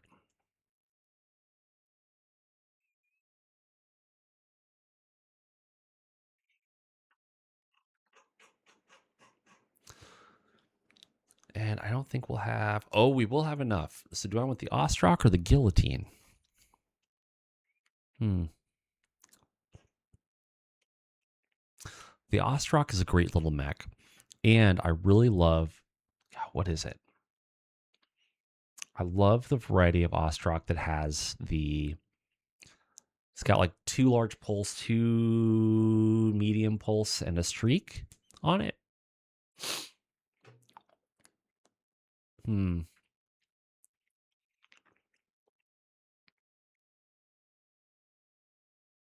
I'm tempted to take the Ostrock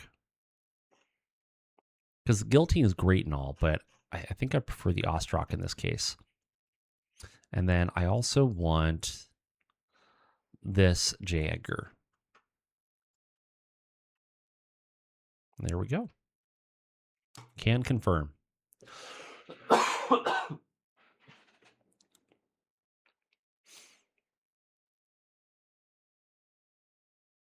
Cool. So that's all done. There's all that stuff. And yeah, that was good. That's good.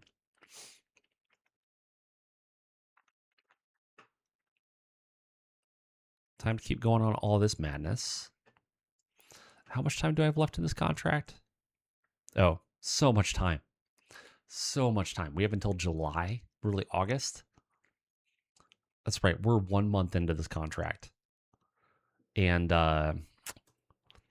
we're kind of decimating them, honestly, which I'm okay with after that last contract. That last contract was so rough. So very, very rough.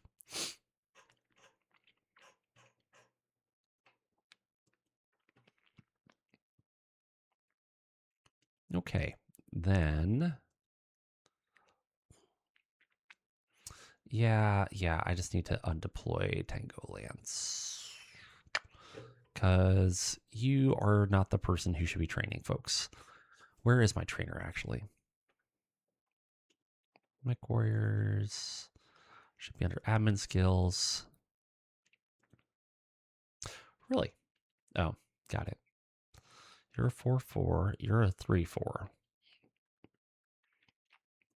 Where are you assigned right now? You're in the Guillotine in Alpha Lance.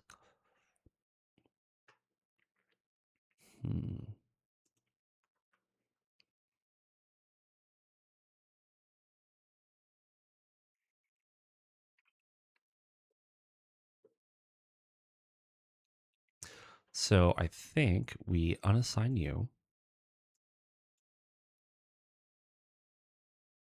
We unassign you, or we assign you to the Guillotine.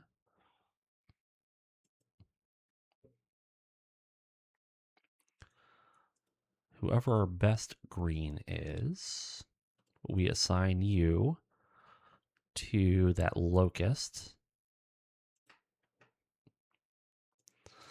And then we assign you to whatever that mech was in Tango. Wolverine. Wolverine 6R number 2.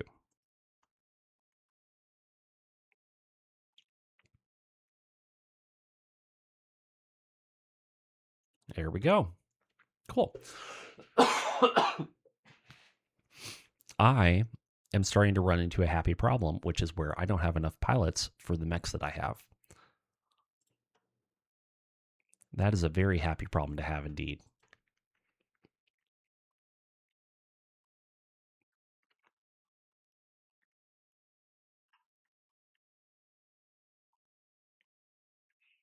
I also just need ammo to get in, which hopefully, maybe with this next resupply, I'll get some ammo.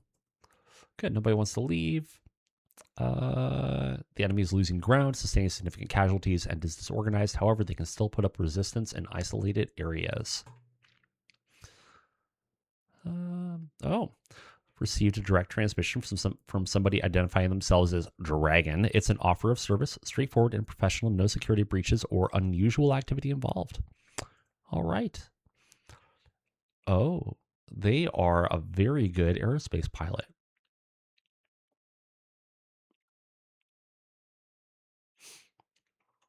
All right.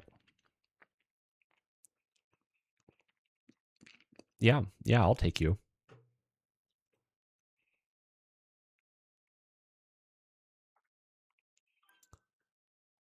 It is a sign that's you're not wrong. You're not wrong.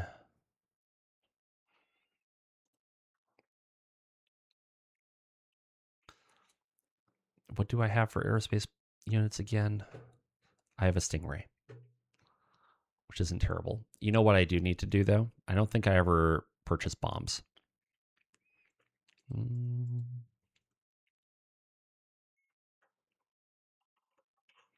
Yeah, I have no bombs. So, new plan. Purchase parts. Bomb.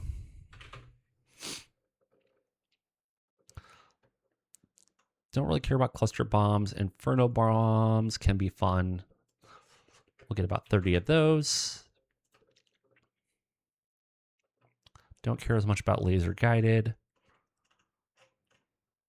High explosive. Need about 50 of those.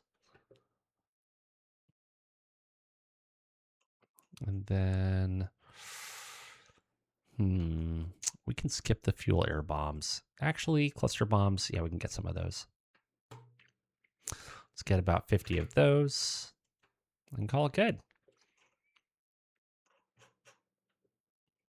Should be fine. And they will get here eventually. So we got 66 people who got some vocational XP.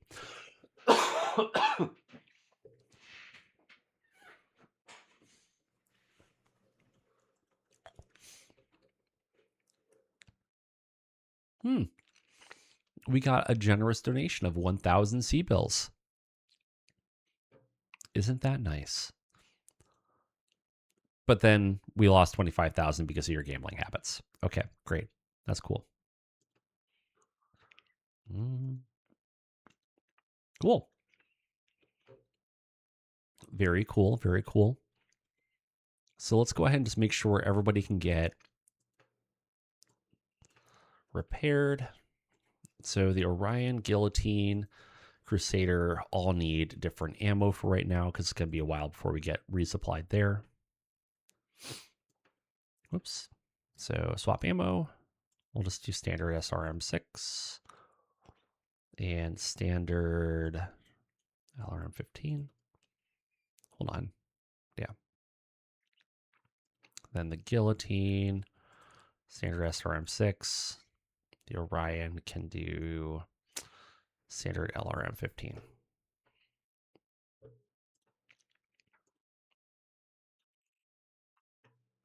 All right, that looks better.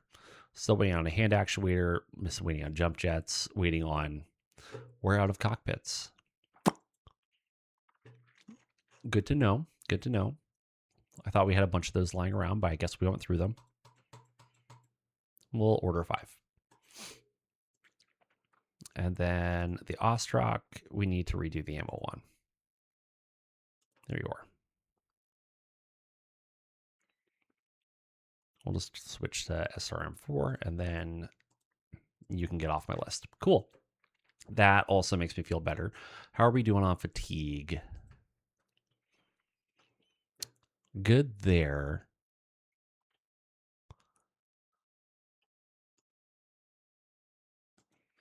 Let's go ahead and we'll remove you for right now, just so we can go back to being a heavy. Oh, still. Oh, that's why I did that. Got it.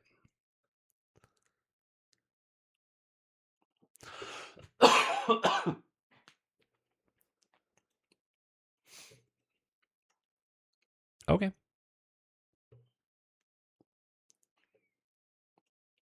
So everybody should be pretty well good. Let's go looking for trouble.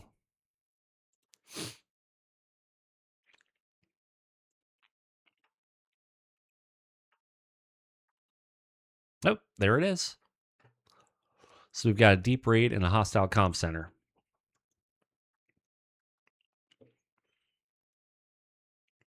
All right, we have identified a vulnerable enemy dropship deep behind enemy lines. This is a rare opportunity to eliminate a key enemy asset before it can escape. Your mission is to destroy the dropship before it can lift off. Expect rapid enemy response forces as the enemy scrambles to defend their asset. They will attempt to delay and stall you long enough for the dropship to achieve liftoff. Speed is critical. Push through their defenses, disable or destroy the dropship, and exfiltrate before the enemy reinforcements overwhelm your position. This engagement takes place in enemy territory, meaning we will not control the field at the end. There will be no opportunity for salvage or recovery, so focus solely on mission success. Strike fast, eliminate the target, and get out before the enemy locks down the area.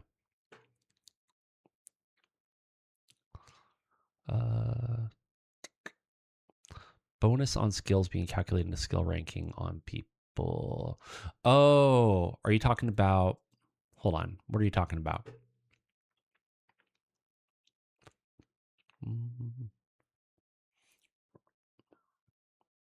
Are you talking about like these skills or these skills? What bonus?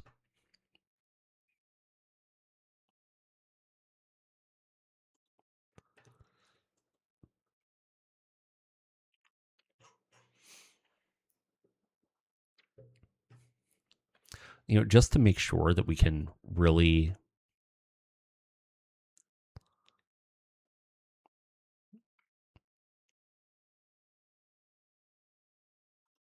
Where you go in and modify the person. Okay. All right. Edit person.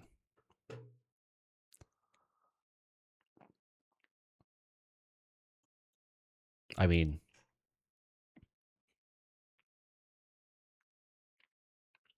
you can change the bonus. Oh, the bonus from being calculated into the skill ranking. But at the same time, it does play into what their skill is. So, I think no matter what, you lose that one. No matter what you lose, whether you do change that or don't change it, you lose. I think we go ahead and go whole hog here. We're going to go whole hog, and we've got... Ooh, wait, how did we end up with -1 campaign victory points? Hold on. How did we end up with -1 campaign victory points?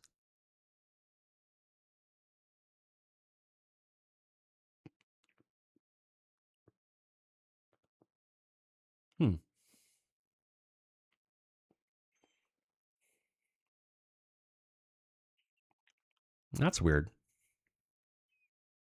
We were at 1, now we're at -1. When did that happen?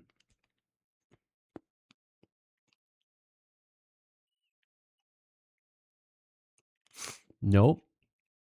Nope, neither one of them were. Well, actually, yes, one of them was, and we were at 2 victory points, which took us down to 1 victory point. That doesn't make sense. Well, that's a conundrum, but okay, sounds great. We'll just kill them more. We will do more killing of them. No, shouldn't. Nope, definitely isn't. But you know what? It's okay. We're going to go destroy. We're going to put Alpha Lance in there. Confirm, commit, and let's see what they're bringing. They're bringing Condor. Okay, cool. I am not playing around. We are going to reinforce with Bravo Lance. And reinforce instantly. Did we make it? Did we make the roll? We did. We rolled a 4. Okay, cool.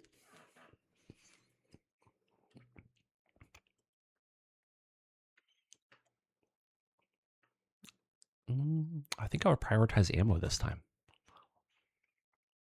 Okay, good. We get a little bit of dead fire. And some more dead fire. Okay, cool.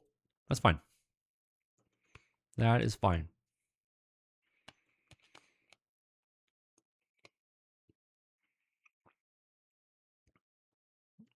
Let's go ahead and jump on into it.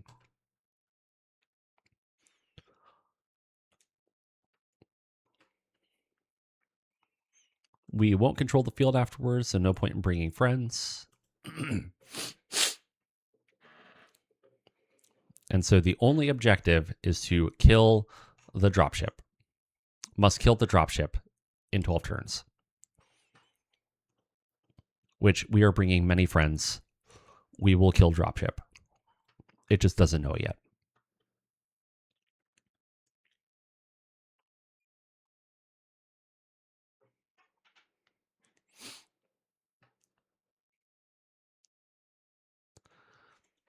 And we won initiative. We got the dropship right there. Is it at level 0? Is it going to fly through buildings again? As funny as that was, I don't really need it to fly through buildings this time. I mean, I'm not going to complain, actually, but...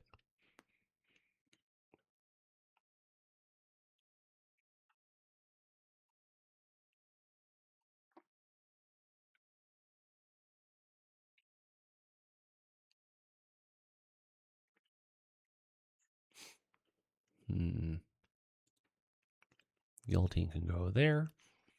Crusader can go there. Cataphract can go there.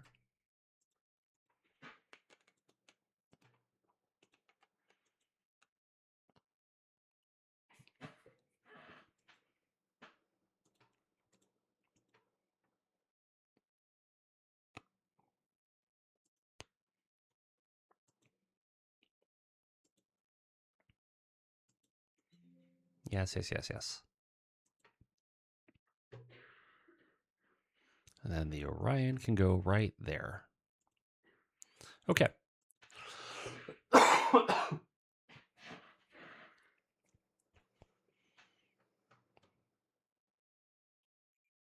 Cool beans. Let's do the thing. But before we do the thing, I'm going to step away for about 12 seconds. Stand by. Hold on. Don't go any.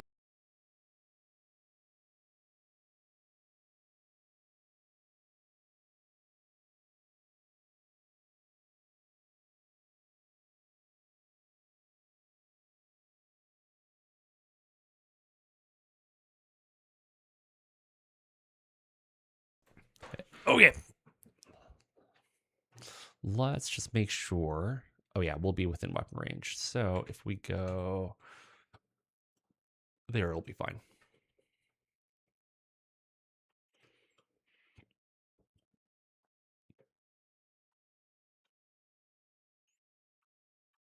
Should be able to see him from there, I think. Maybe, possibly.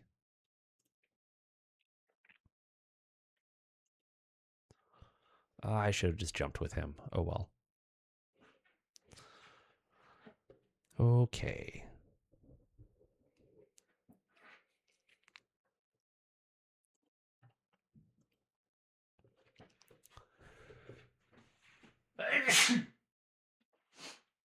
Oh, excuse me. So, cataphract. Why don't you just go there? Happy little grasshopper can hop its way to here.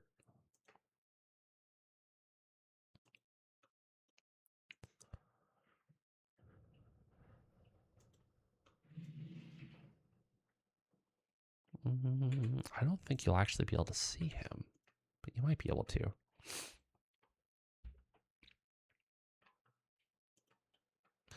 And lastly, the Orion.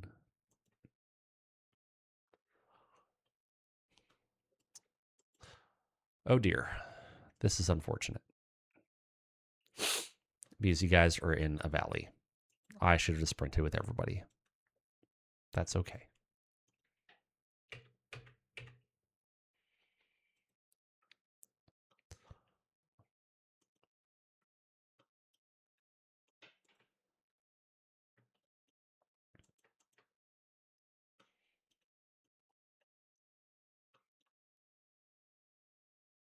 Oof, I think that Awesome is about to have a bad day. Mistakes may have been made here. Many, many mistakes.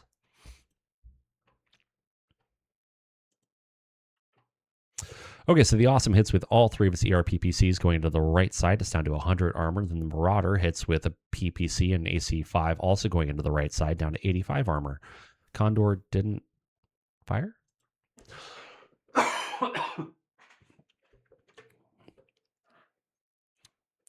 Yes. Yes. Anybody in the front arc is going to have a very bad day. So we are going to see what happens.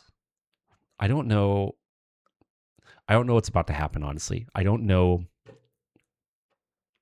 Because of where the dropship is. Yeah, okay. So it's going to rotate. Okay.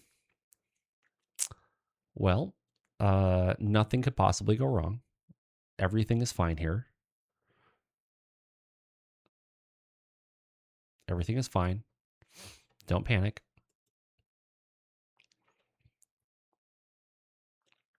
Let's come back to the Awesome. The Guillotine can take a little hoppy hop. So right there.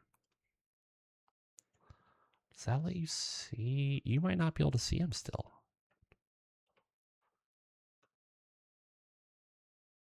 I don't know, maybe. I can't quite tell.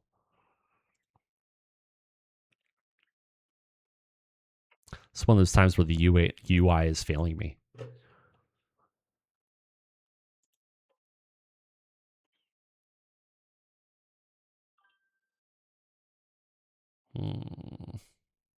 Yeah, I think we can roll 3. Yes. Okay, fine. I won't do that.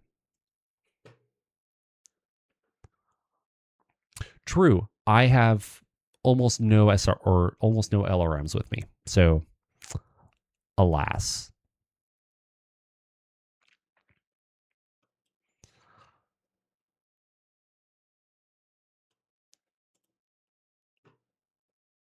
I think the only thing with LRMs that I have is actually my Crusader, who I just sprinted with. So, oops.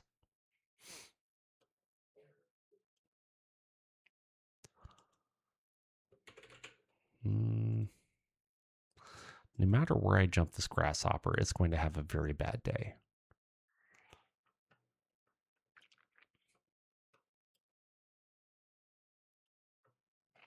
The only other advantage is that I'm pretty sure, yeah, it's like an average pilot.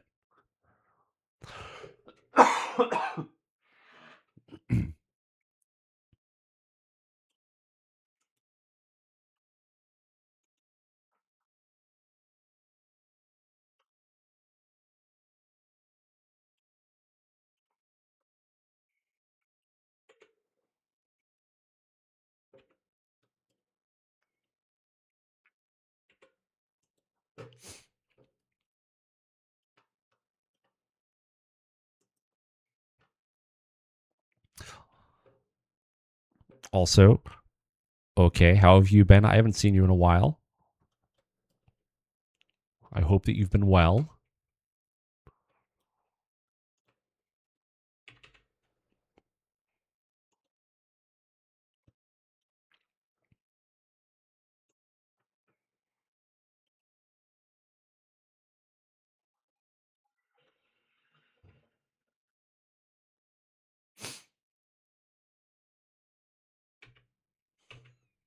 Okay, I lied. I also have LRMs on my Vindicator, but my Vindicator and my Crusader are like the only two.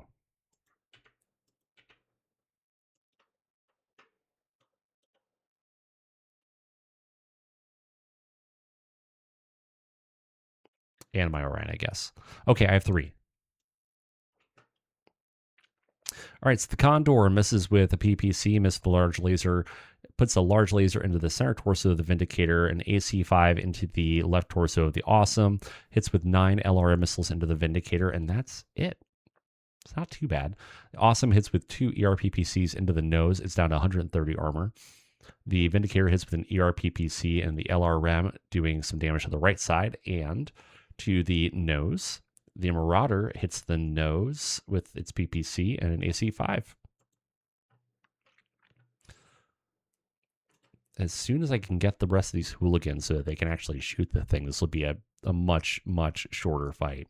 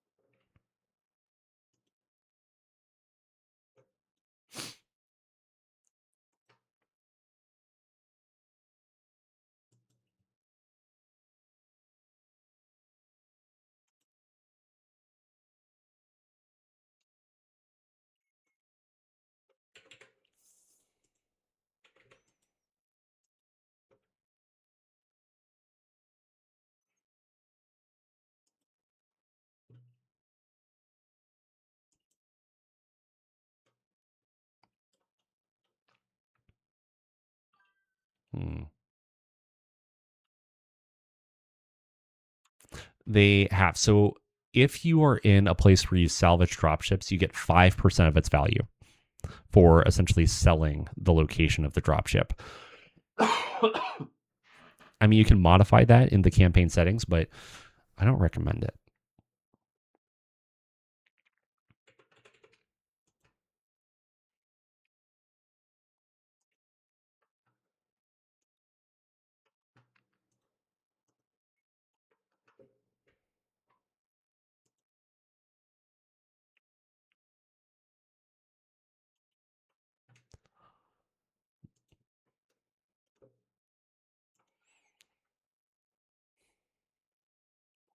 Oh, good. The Condor decided to move, essentially trying to kill itself. Actually, it did kill itself. The Condor killed itself by moving through buildings.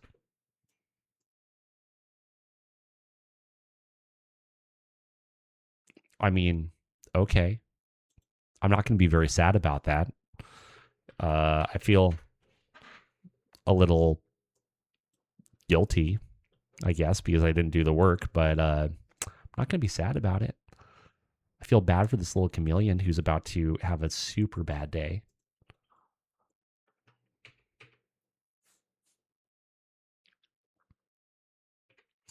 Might as well just do that.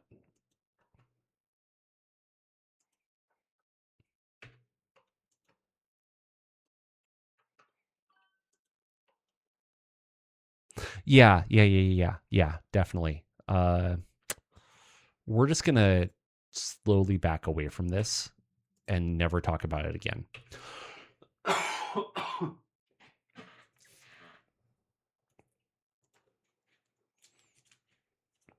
I mean, realistically, also, I shouldn't even be shooting anything that uses ammo because I'm just wasting the ammo. So, actually, on that note,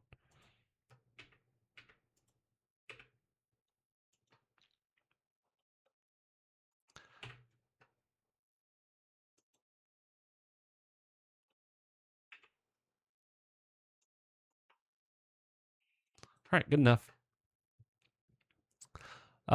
Things happen to this poor little chameleon. Many, many things. Many, many things. And he takes a tumble. But either way, we are done. That. Okay. Great. That was nice, I guess.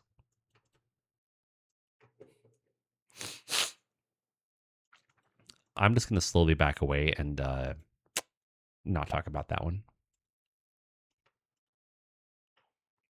Nobody gets the credit for that kill because nobody actually killed it except for himself.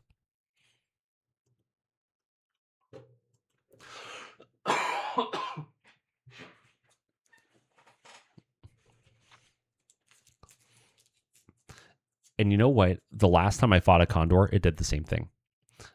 It didn't quite kill itself by going through buildings, but it got real close.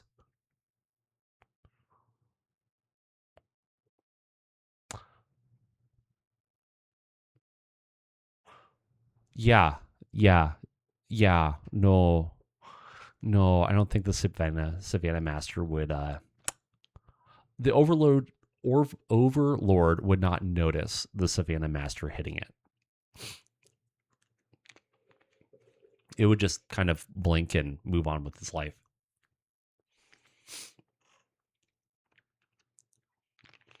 Yeah, yeah, exactly.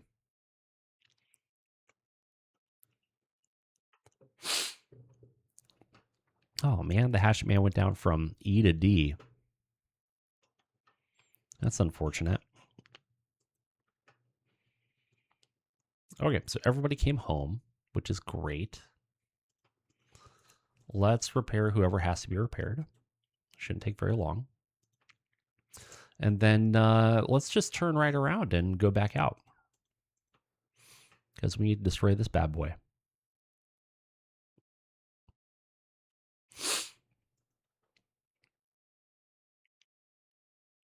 Yeah, we'll do Alpha Lance. It's fine.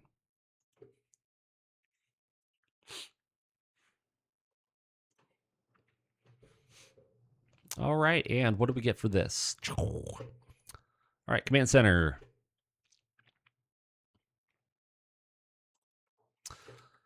So, a hidden enemy control facility has been identified for destruction. This installation is too valuable to remain in enemy hands, and its defenders must be eliminated to ensure it is no longer operational. Your mission is to destroy at least 75% of the defending forces.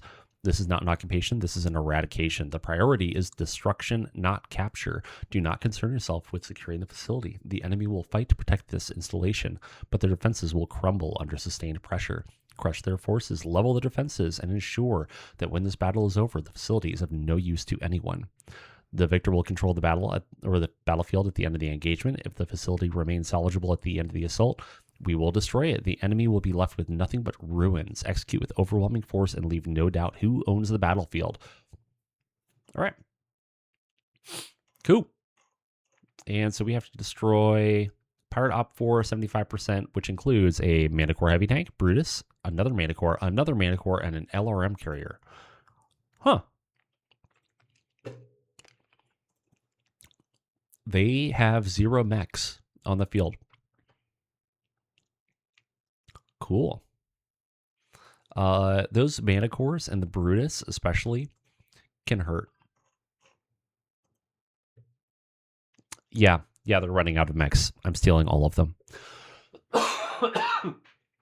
Except for that one Wyvern 2C that is running around somewhere out there that got away from us.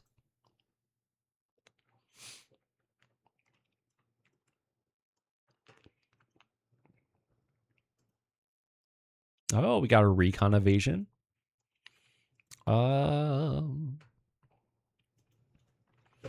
Is this one of the ones where, yeah, you got to run around for forever and just like not die? Yeah, I don't want to do this one. Nope. Nope. Like these are a lot easier if you have like some VTOLs that you can just run around with. I have no VTOLs. I don't want to do this. I'm not going to.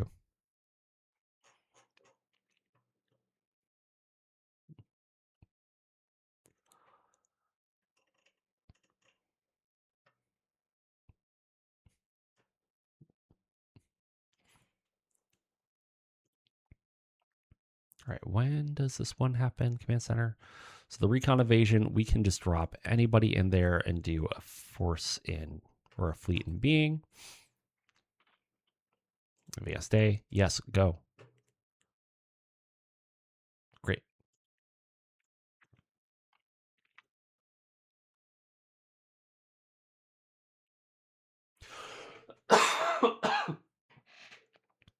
Ruh-roh. All right, we got our battle today. Let's go ahead and hop on in. Man, it would be great if we could just be done with this contract today.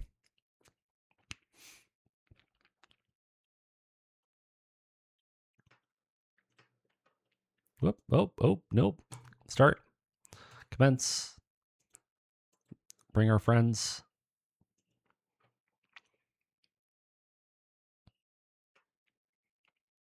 I have not looked at the unit market this month, so I should probably go do that.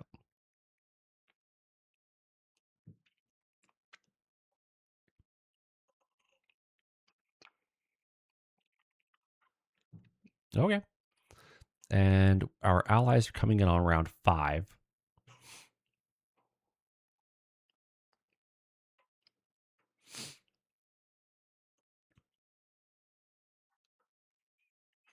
Oh, this looks like a fun map. Oh, let's back up and take a look at this. Sure, movement initiative. Great. Cool. Let's just take a look really quick. This is a really cool map. I like this.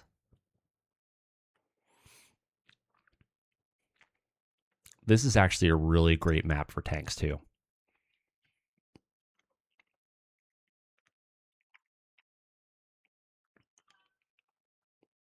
Yeah, really nice mix.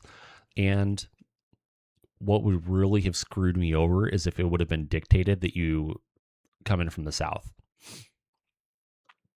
So it would be fun, like if this was a GM'd game, is essentially a breakthrough mission where you have to go into a city and establish essentially a beachhead, and there are known significant fortifications looking to the northeast and west. However, to the south, because of the river, there are not as intense of fortifications. So your job or your task is to break into the city and establish a beachhead and clear a landing zone for a reinforcing dropship, essentially. That would be pretty cool. Anyways,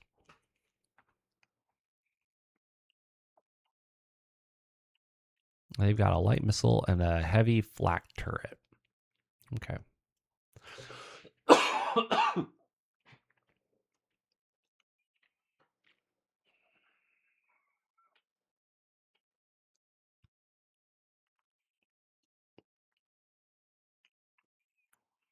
Where do I want you to come in at? I think that's as good of a spot as any.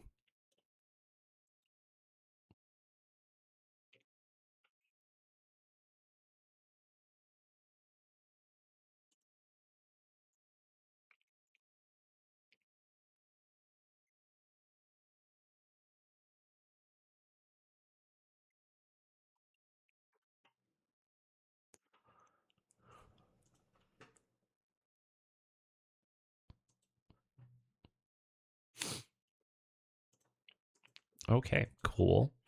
So we got all of our friends there. Their tanks are all clustered up.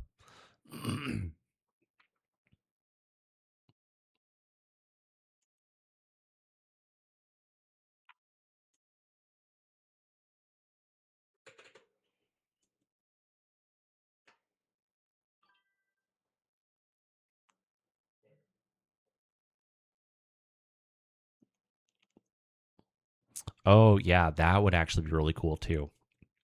There are a lot of things you could do for this map. This is a really versatile map. Yeah.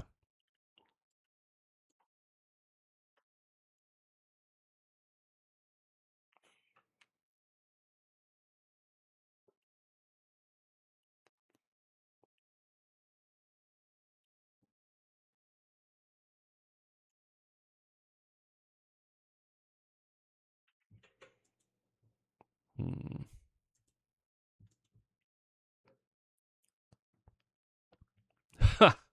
Yes, that could be interesting.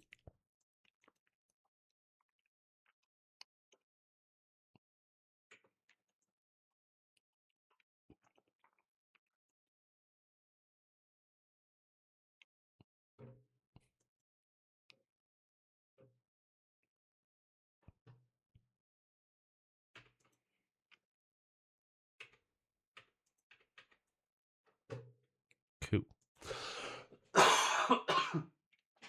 We'll see if we can't immobilize the Manicore at the very least. I don't have high hopes, but we'll see.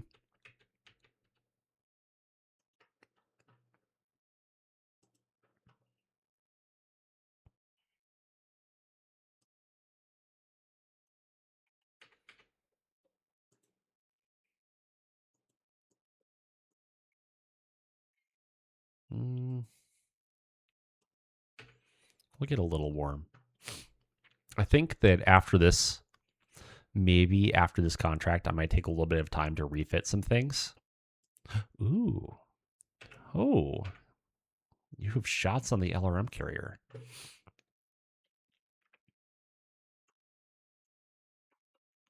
All right, and you are useless. Great. All right, let's find out what happened. Heavy flak turret hits the Awesome and peppers it a little bit. Awesome firing at the Manticore. Hits with the Streak 2. Doing some motive system damage. Hits with the medium pulse into the front. Other Streak 2 hits. The ERPPC hits, also doing some motive damage. And then the other ERPPC hits. Then the Manticore firing at the Awesome hits with 3 Deadfire LRMs, doing 5 damage to the left leg and 1 to the right arm. The Guillotine firing at the Manticore hits with 4 of its 6 SRMs, doing 2, 4, 6 damage to the front and 2 to the left side, also getting up to moderate motive damage. Large laser hits the left side. It's down to 3 armor. Medium laser into the turret and a medium laser to the turret. Crusader at the Brutus hits with 3 of the 6 SRMs, hitting the left side on the turret, then misses with everything else. Light missile turret at the Awesome hits with 4 LRMs, doing 4 damage to the right torso. Other Manticore firing at the Awesome misses. The Vindicator at the LRM carrier hits with the ERPPC into the left side, and then 3 missiles into the left side as well. It's down to 5 internal structure.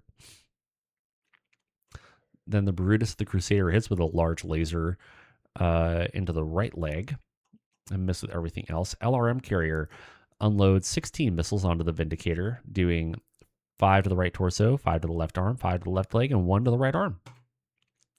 Okay, well, could have been better, but could have been a lot worse.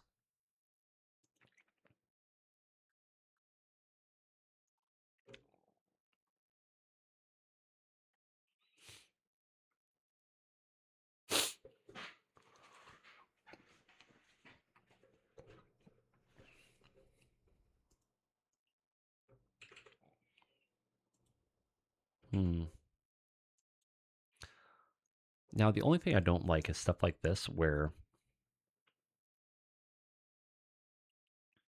like, I wish you could just run across like that, but it's fine.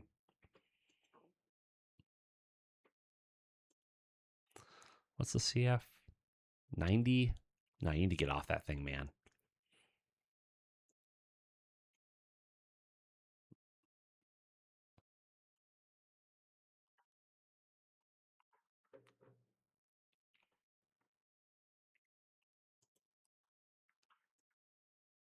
That should be okay.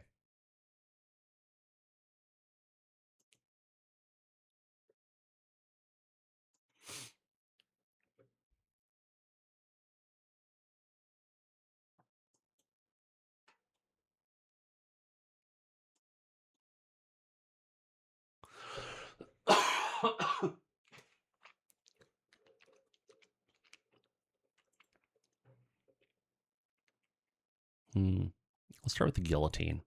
So the Guillotine can only shoot at the Manticore, which, man, if only we were shooting at its left side. It's got a decent amount of armor to its rear. We'll go ahead and get warm. You know, I think what I'll probably do is we'll put 2 PPCs towards the Brutus, and then, whoop, nope, not the other PPC. And then medium pulse, streak, and the other streak going towards the Manticore, and hope for the best. Now then, let's do medium laser machine gun, and SRMs for 5 over. Which leaves us 1 leg for... Oh, we need to shoot that PPC carrier. Oh, no. Okay, there we go.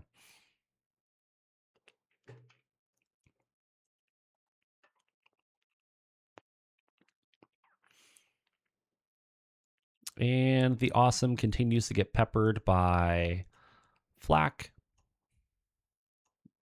The guillotine at the Manicore hits with a large laser to the rear, medium laser into the turret, medium laser to the turret, medium laser into the rear. And then SRM hits with 5 missiles, doing 2 to the rear, 2 to the turret, 2 to the left side, 2 more to the left side, 2 more to the rear, immobilizing it. Whoop, whoop.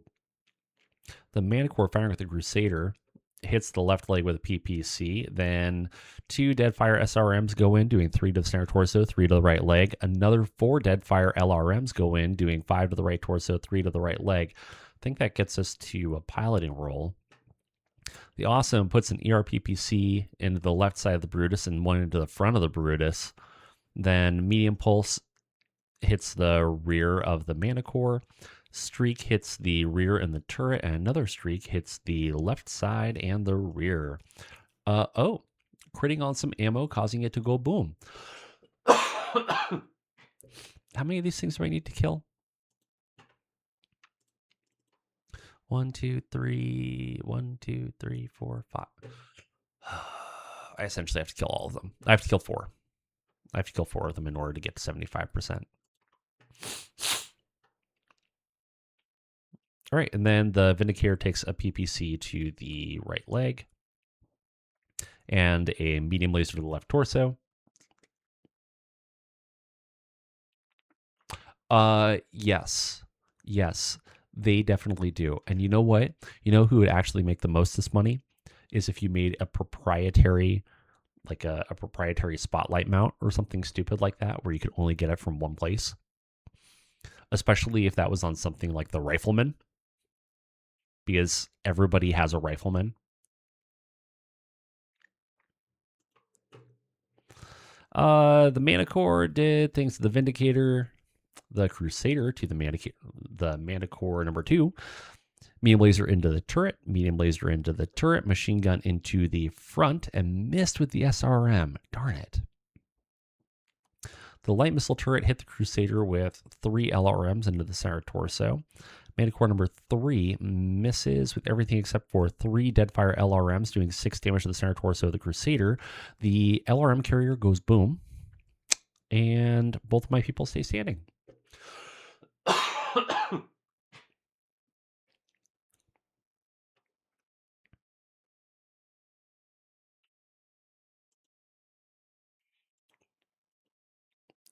And we kick.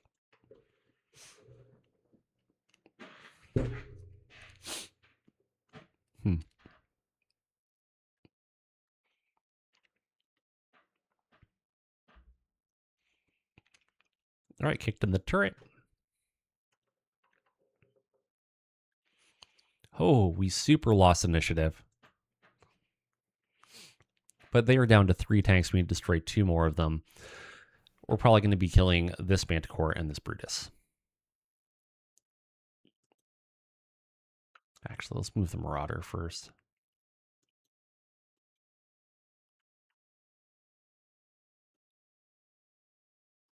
Yeah, you'll be fine.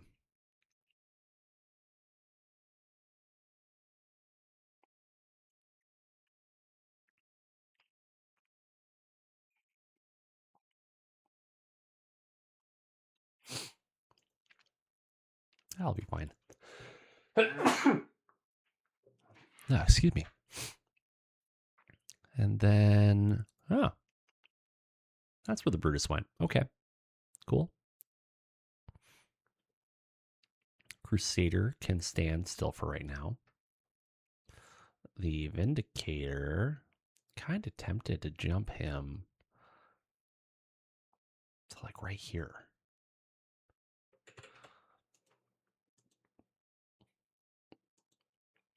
Because even if that other Manticore decides to run like that, the Manicore that's sitting right here is about to have a very, very bad day. Yes, stepping on tanks is 100% the recommended way of dealing with tanks.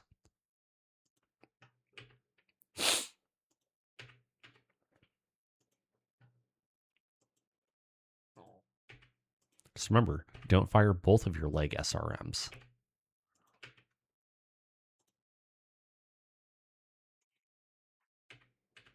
Whoop, nope, not the LRM. Don't do that.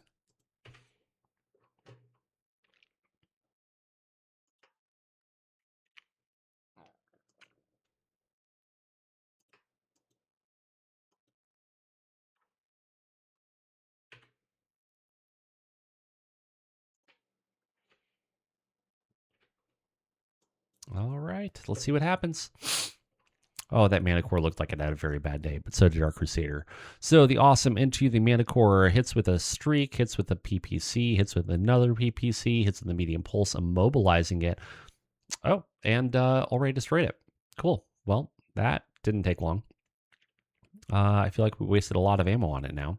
The Guillotine took a PPC to the left leg from a Mana Core. The Guillotine also took a large laser from the Mana Core. The awesome continues to be peppered. Crusader, I mean, that Mana Core is already dead. But the Mana Core firing at the Crusader hits with a PPC and a medium laser and some LRM. Brutus missed. The the Marauder did things. The light missile turret hit the Crusader. Crusader stays standing. Well, I guess we're not kicking that tank.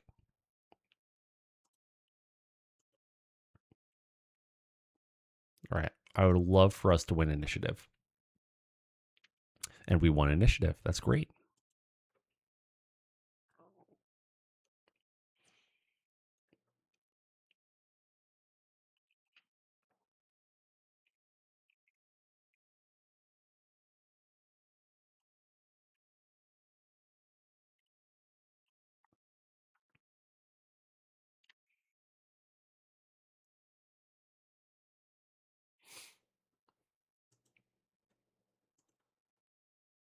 All right, we're going to go ahead and back the Crusader off a little bit. Ah, well, there's that.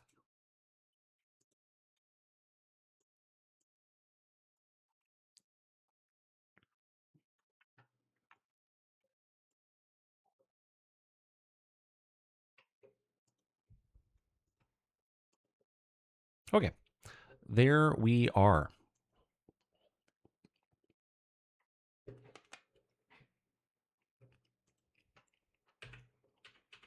Again with the bad days.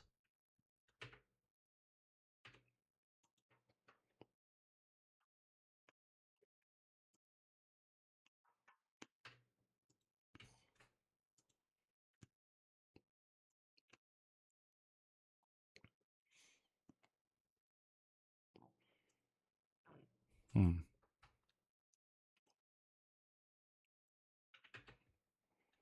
We'll do the SRMs and one LRM. For the Marauder, both of our medium lasers and do a PPC. Hope for the best. I think with everything we've got coming from the awesome, I think the Brutus is going to be taken care of. So why don't we help out with the Mana Core?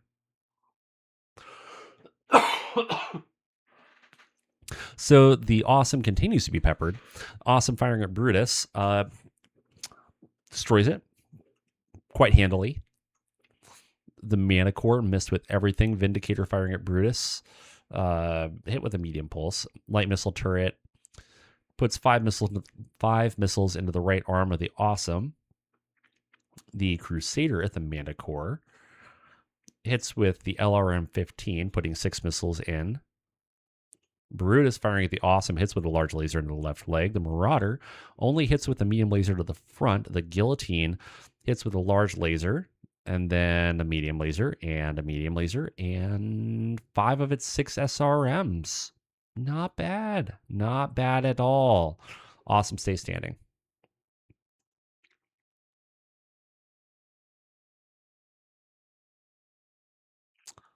And my Marauder missed. Isn't that neat? But either way, we have killed 4 vehicles. That is enough. We now own this facility.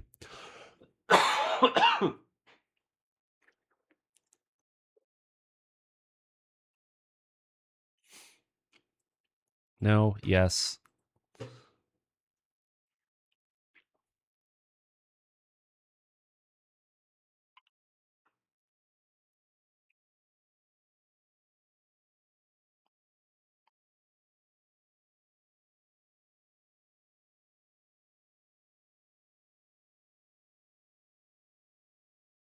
So I definitely preserved them. And I definitely engaged them. All right, cool. We do this and this, the Brutus, LRM, and the Manticore. And we'll just let the employer have those so we can get a nice buffer in. And more prisoners.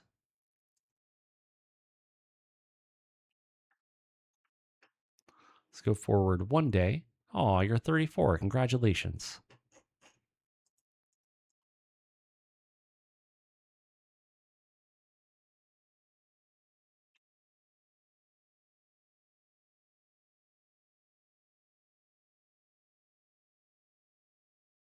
Do I have an aerotech? I think I have an aerotech. Tech. I do. Well, I think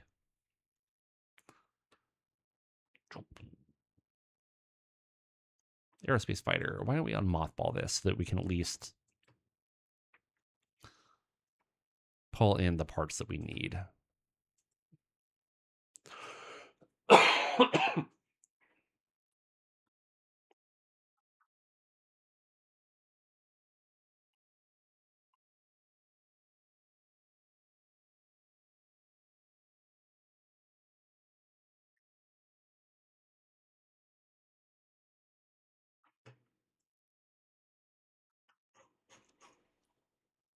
All right, and let's do some repairing.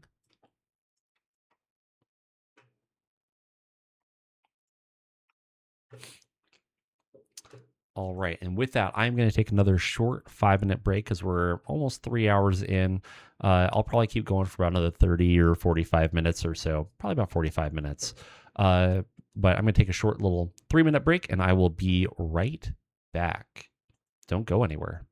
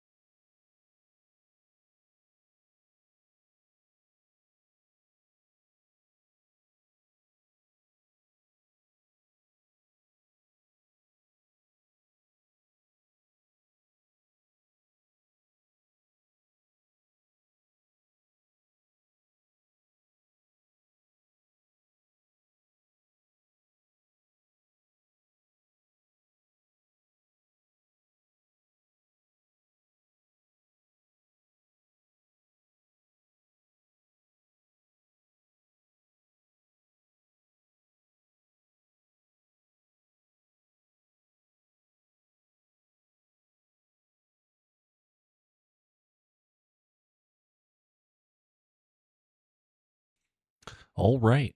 And let's go ahead and get back into it. So everybody should be repaired, which they are. Still waiting on materials, which is fine.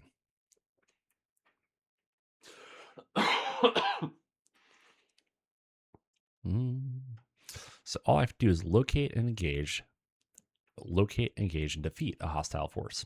All right, time to go hunting.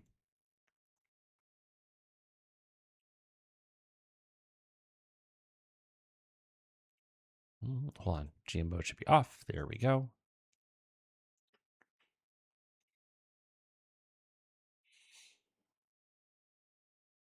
Oh, good. We are improving our mechs.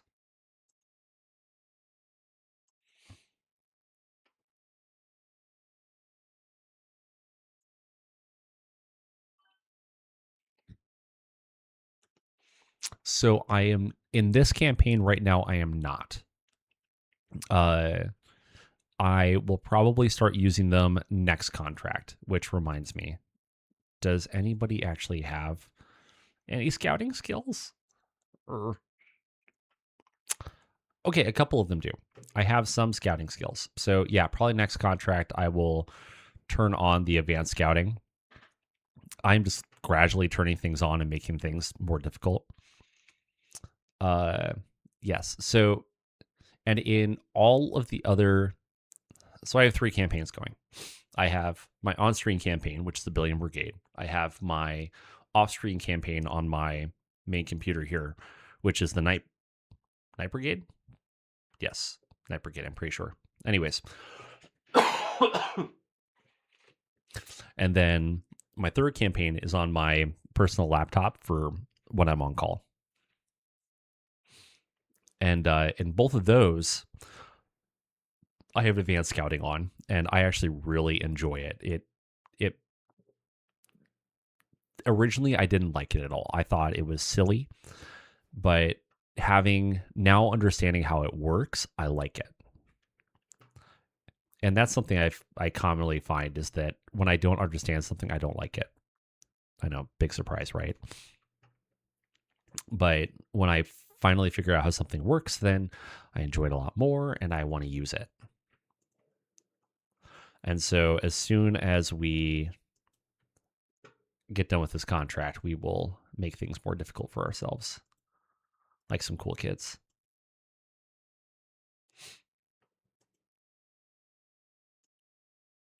Cool. More maintenance happens. We are improving more things, thankfully.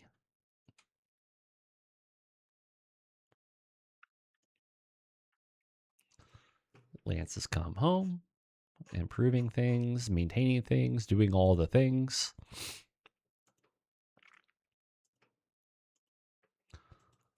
Haha! I am betting you are essential.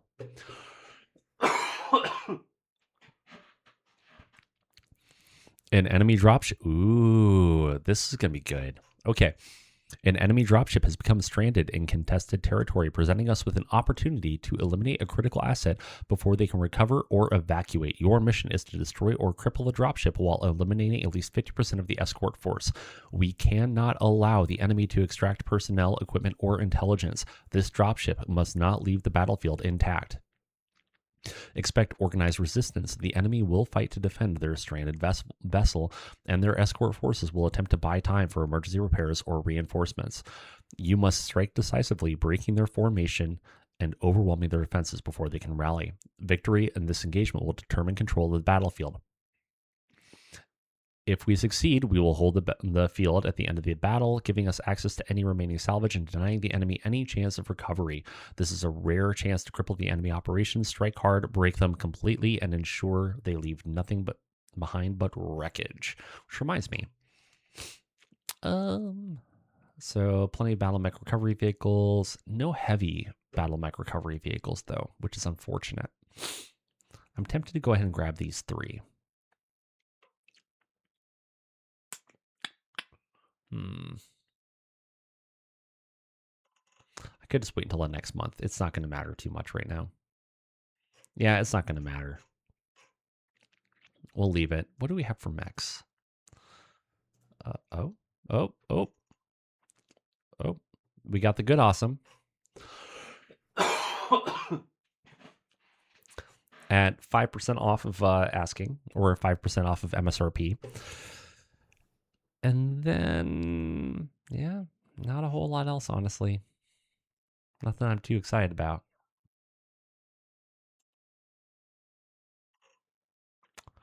Oh, but that's also the good Vindicator. Oh, man.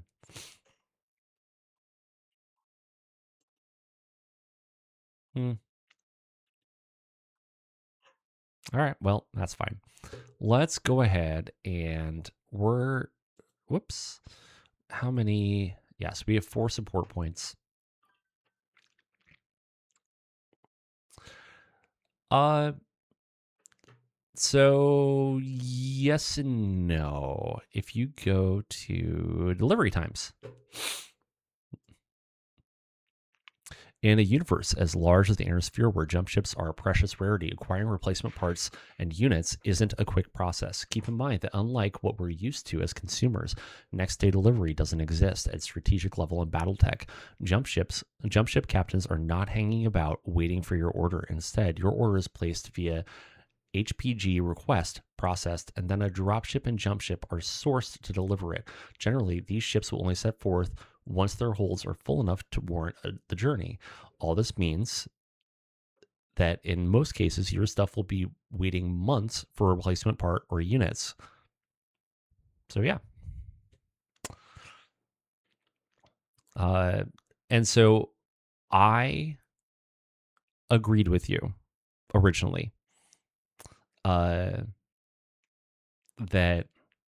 the delivery times were too long. And then I read campaign operations and I read this. I was like, oh, that actually makes a lot of sense. Even though you're one jump away and it only takes 1 week to get from one place to another, it does not mean that there is a jump ship sitting there waiting for you or waiting for your stuff, or that jump ship is coming to your system next. So that stuff might get loaded on a drop ship that then goes into a collar that then jumps to 3 other systems before it finally gets to you. And it has to unload and reload at each one of those systems, taking 1 to 2 weeks. So it might take 2 to 3 months for your stuff to get to you. But yeah, if you didn't already know, you can go to campaign options. Then you wait. And you wait. And you wait. There we go. Should be under logistics, supplies and acquisitions and delivery. And delivery scale, you can change it from months to weeks or days. So it's up to you. It's your game. You can play it however you want to. That's the beauty of Battletech and MekHQ and all of these things. You get to play this exactly the way that you want to. All right. Oh, they are not messing around with the dropship, are they? Yeah. Okay. Cool. They're sending in a union. Great. Cool. I'm not afraid. You're afraid. When you have to scroll this much to get through all their stuff, come on. Ugh.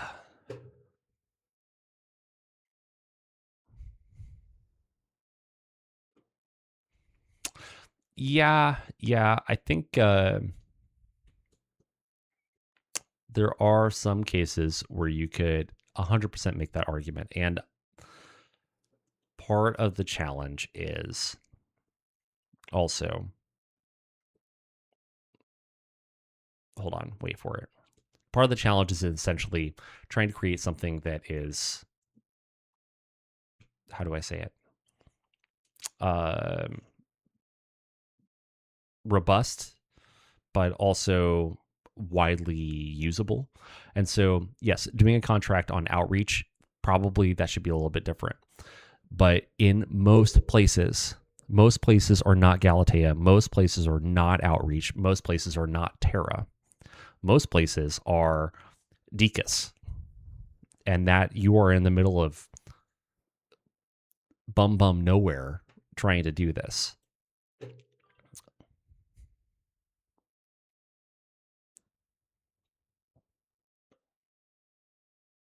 A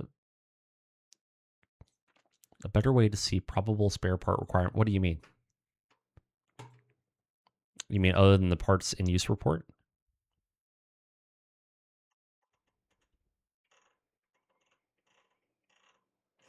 And if you use the parts in use report, I don't know. I think the parts in use report does a pretty decent job. Plus, you can order replacement parts weekly. Oh, yeah. I mean, that's fair. So I did just put in a request for enhancement to, it's going to sound silly, to add a search bar to the warehouse. Yeah.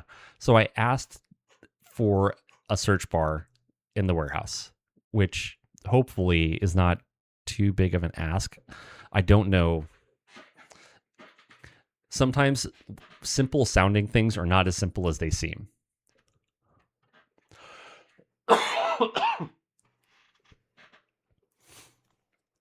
But yes, the parts in use report is easy to get lost in. It's hard. No matter what, it's rough. All right, let's go ahead and get Alpha Lance out there as well. We can do 1 and reinforce instantly just to make sure that we are in a good spot.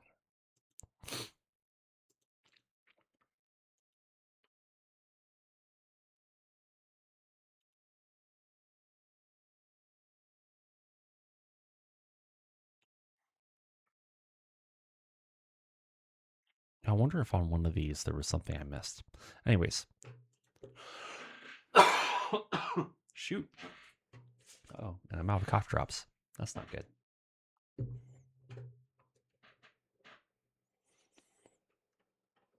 Sorry, give me 2 seconds. I'm going to go scavenge some more cough drops. 2 seconds.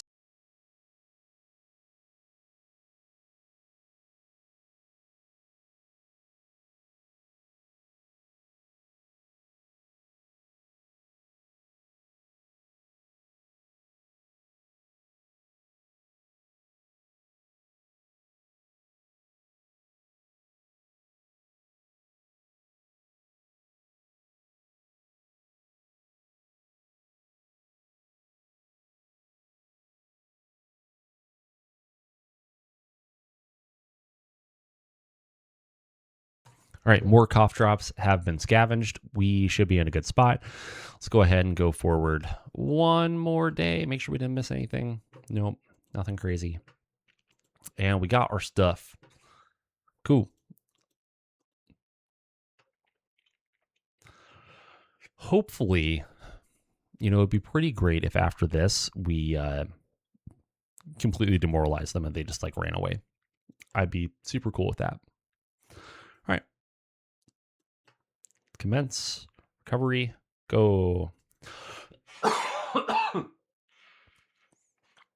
So we have to destroy 2 mechs and a dropship. And they have a couple of good sniper mechs. So this will be a good time. I haven't said it yet, but if you're new watching here, I would really appreciate if you hit the follow button if you've been enjoying this. If you are feeling really spicy, you can always hit that subscribe button, especially if you have a Prime subscription that is just sitting around not doing anything, collecting dust. I would really appreciate it. Every little bit helps, and it goes a long way. And if you're watching this later on YouTube, hit that subscribe button, like the video, do all those things. It really helps out. Gosh, that thing terrifies me. So yeah, they've got 2 riflemen, a Victor, and a Grasshopper. So the riflemen are going to be nice for standing off, and then the Grasshopper and Victor can close the distance. But the Union, 180 armor on a side. So hopefully we can just pour on the hurt and get him gone. Oh, that's a bummer.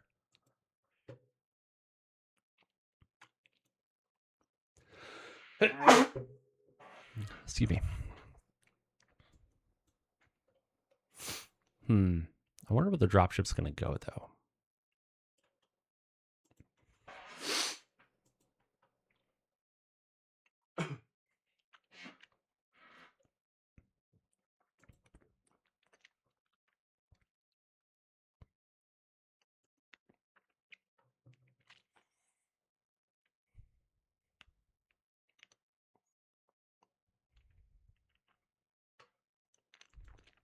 Well, we definitely lost the initiative.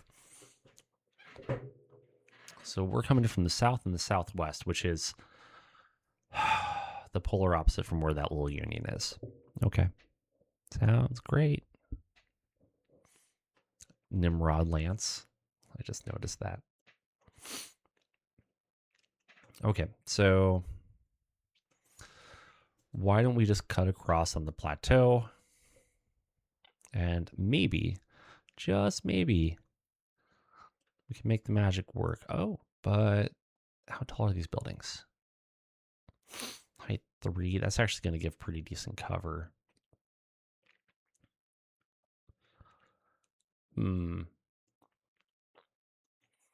Alpha Lance might end up just dealing... Oh, never mind. Just kidding.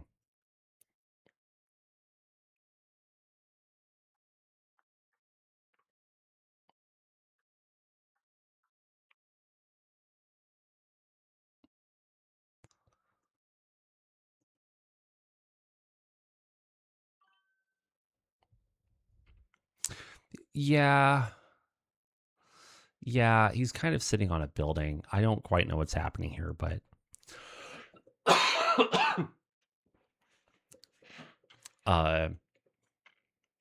yeah, yeah. It's fine. Everything is fine.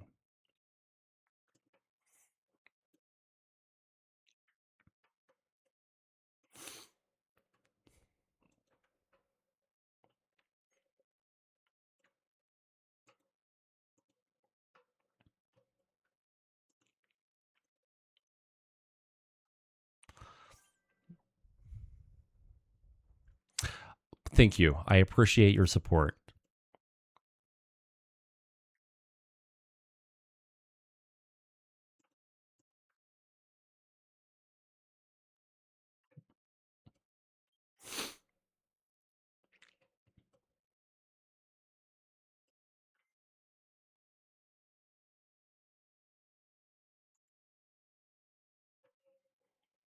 I think I can see the union from there. I'm pretty sure I can.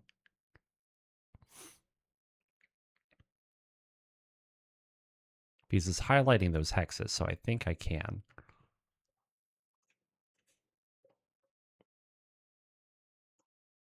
I don't know. We're going to find out.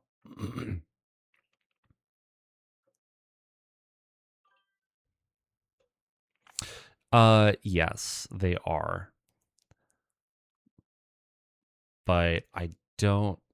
There are definitely times that I don't quite know if MegaMek knows that.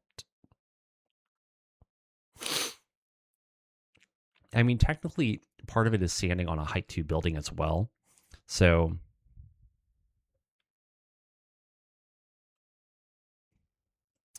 yeah. Yeah. I don't know. Now, the guillotine definitely just closed the distance.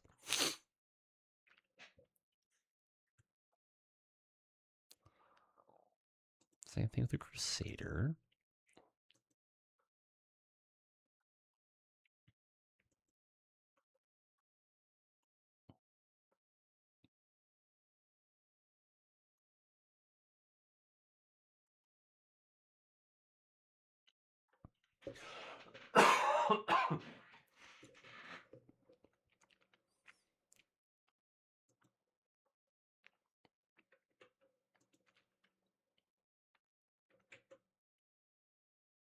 Hmm.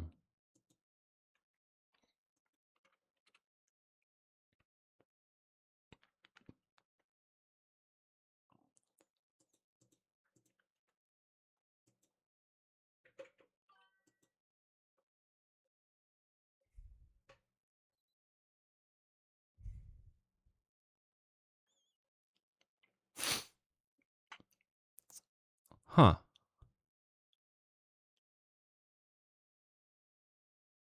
Yeah. That is interesting.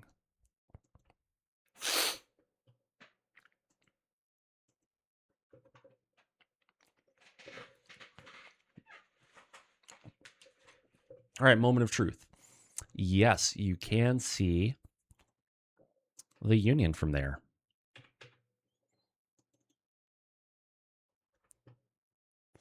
And you can definitely see the Union from right there. Cool.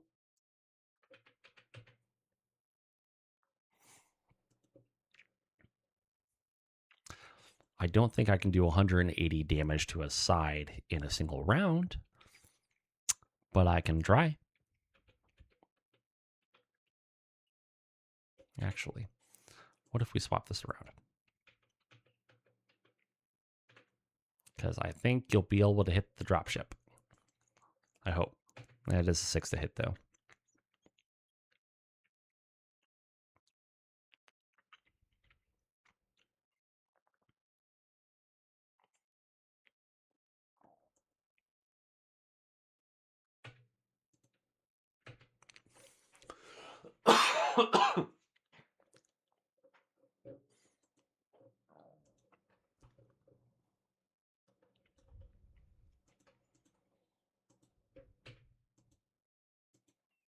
Oh no, I can't quite hit it. The horror.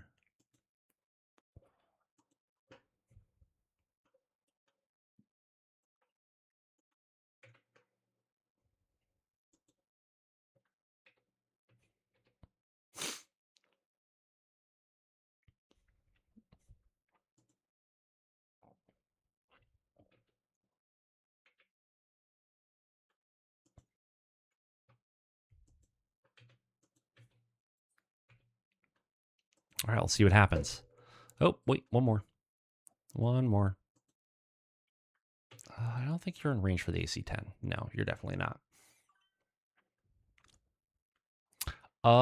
Probably the guillotine would be my guess. Well, the Warhammer succeeded at hitting the nose twice. The Awesome hit the aft, right side, and left side. Great. The Guillotine missed the Rifleman with a medium laser, hit with the medium laser into the left torso, but did hit the right side of the Union with a large laser. Rifleman missed. Crusader firing at the Union. Hits with 9 LRMs, doing 5 to the aft, 4 to the right side. 12 missiles hit then 5 to the right side, 5 to the aft, and 2 to the right side. Cataphract hits with an ERPPC to the left side, and then manages to hit that Grasshopper on the center torso with its longbow 10. The Grasshopper firing at the Union hits with its ER large into the left side, then also hits the Grasshopper on the left torso with a medium laser. Vindicator firing at the Rifleman hits with its PPC in the center torso. Grasshopper firing at the Grasshopper misses everything. The Marauder firing at the Rifleman only hits with the medium laser into the center torso. It was the Orion. The Orion missed. He had a 6, rolled a 3.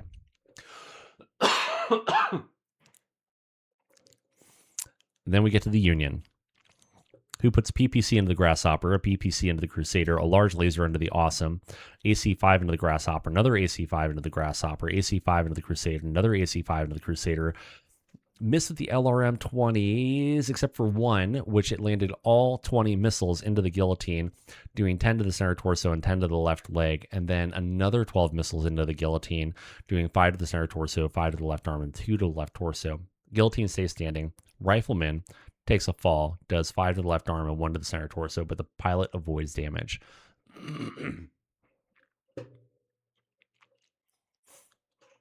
All right. So we win initiative, which is neat.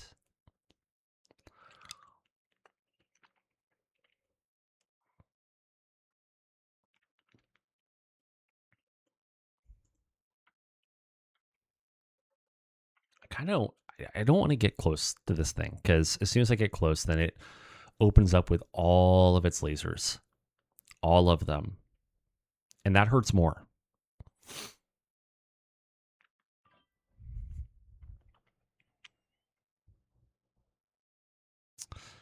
Well, actually, the Rifleman isn't mine.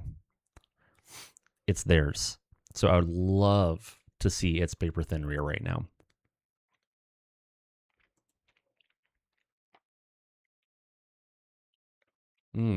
But that Victor is scary.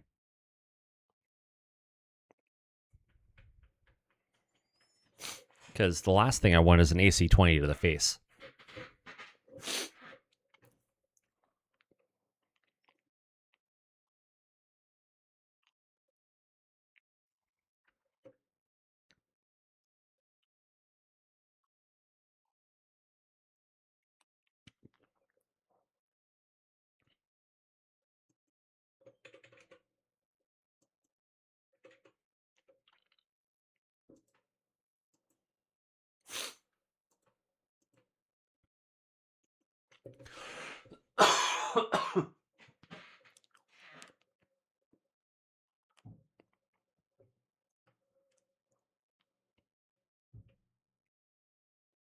Hmm.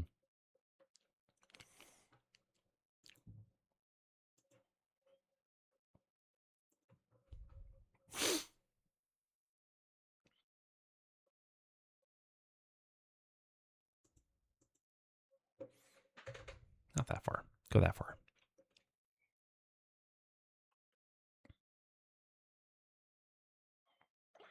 Oh, good. The grasshopper's hex is on fire.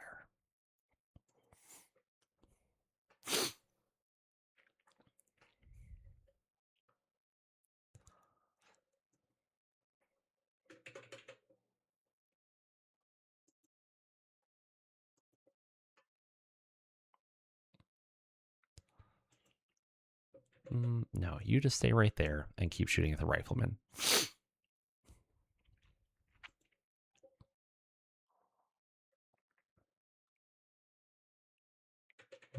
Don't do that. Do that.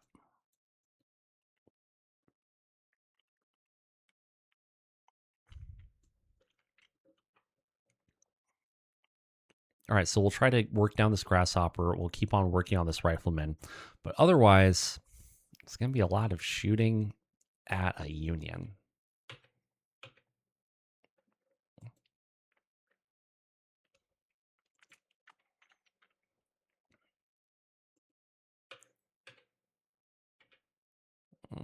Can't do 12 over.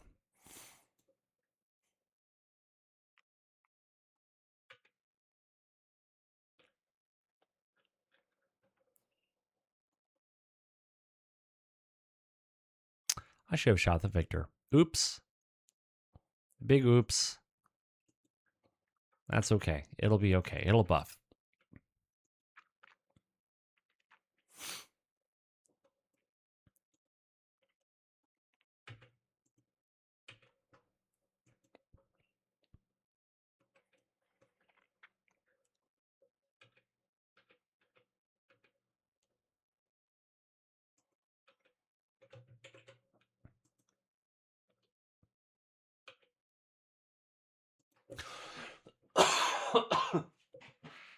Okay, you know what's really annoying about the medium pulse laser with an LRM?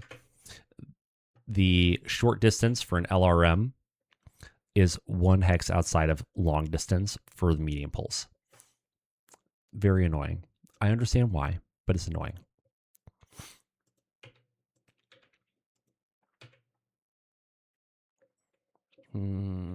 Actually, we can get warm for a turn. That's fine.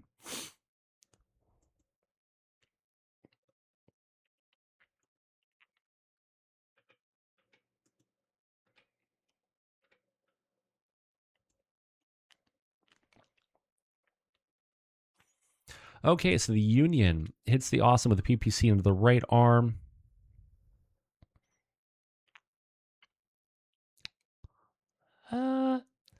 No, you can totally fire 2. You just can't do it over and over and over.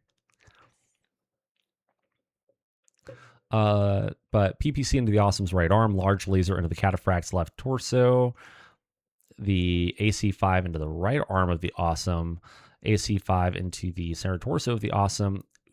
20 LRMs, 20 missiles, 5 to the right leg, 5 to the center torso, 5 to the left torso, and 5 to the left leg.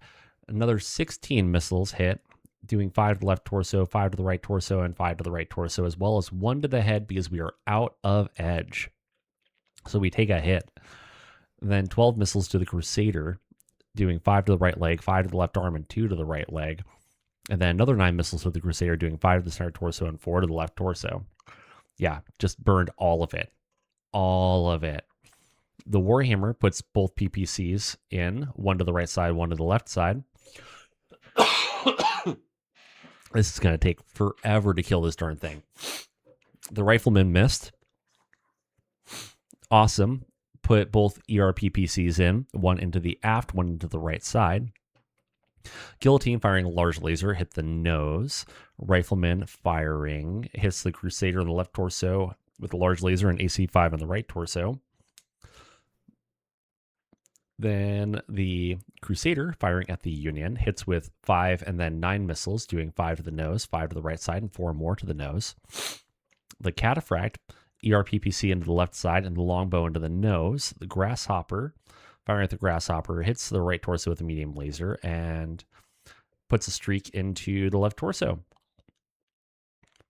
Vindicator hits the center torso of the rifleman with his PPC. Then the grasshopper, the other grasshopper, firing an Arcadaphract, puts a large laser into the center torso and a medium laser into the left arm, and 4 Deadfire LRMs in, doing 5 to the left torso and 3 to the left arm. Lastly, our Marauder puts a PPC into the left torso, PPC into the right leg, and an AC5 into the left arm. And the Orion puts an AC10 into the right arm of the Grasshopper. The Warhammer stays standing. The Awesome stays standing. The Crusader stays standing. The Cataphract stays standing. The Rifleman stays standing. Everyone stays standing. Yeah, the aft is vulnerable, but hitting the darn thing is the challenge.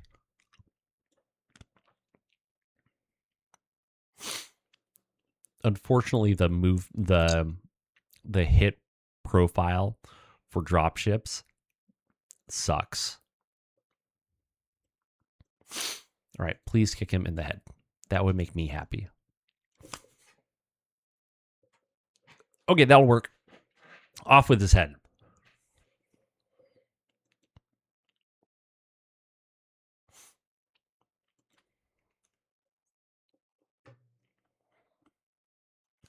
And we lost initiative. Okay.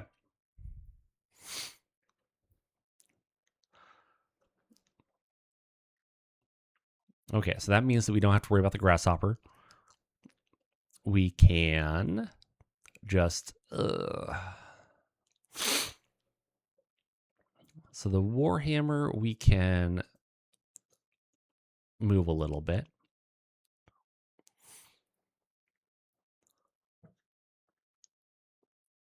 The Awesome... Let's move you to right there.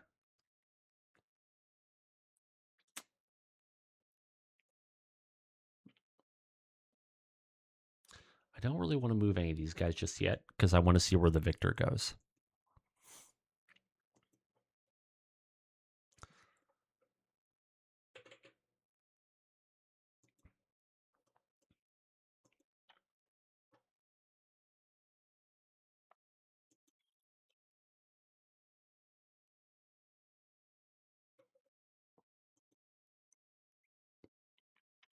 Ah, that's where the Victor goes. Got it.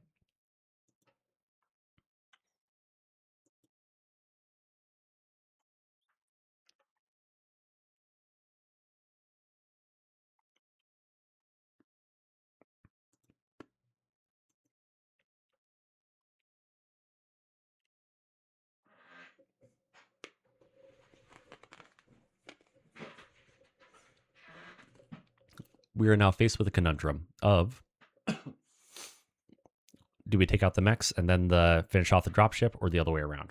And I think that our hand has been forced, so we have to deal with the mechs.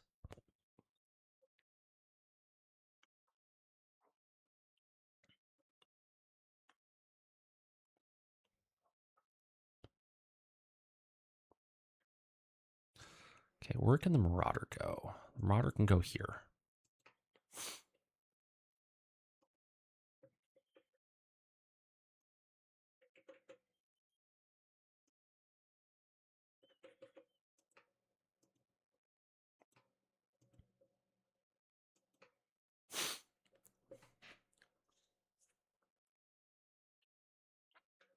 All right, I should...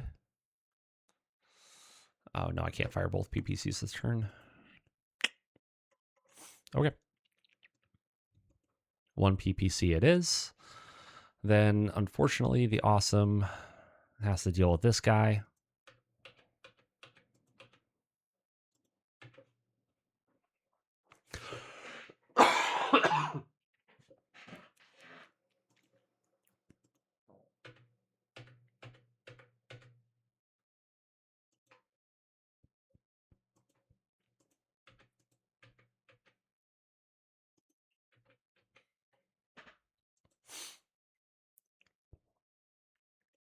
And now I am banking on him just being a really bad pilot and not hitting me, which he's not a great pilot. He's not terrible, but he's not great.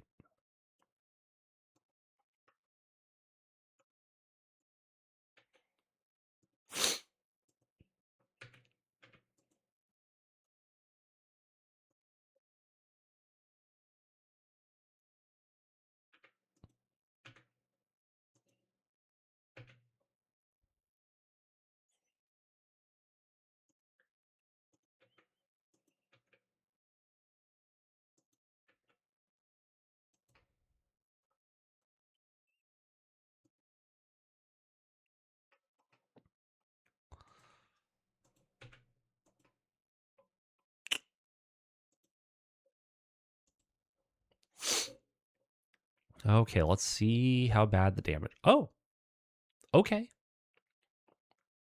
Could have been a lot worse so far. So awesome puts PPC into the right torso and a PPC into the head of the victor. It's down to 2 internal structure.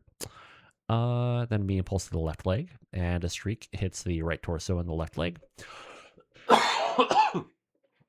Small pulse laser into the right arm. The rifleman missed the grasshopper. The guillotine firing at the victor. Medium pulse into the right torso rear.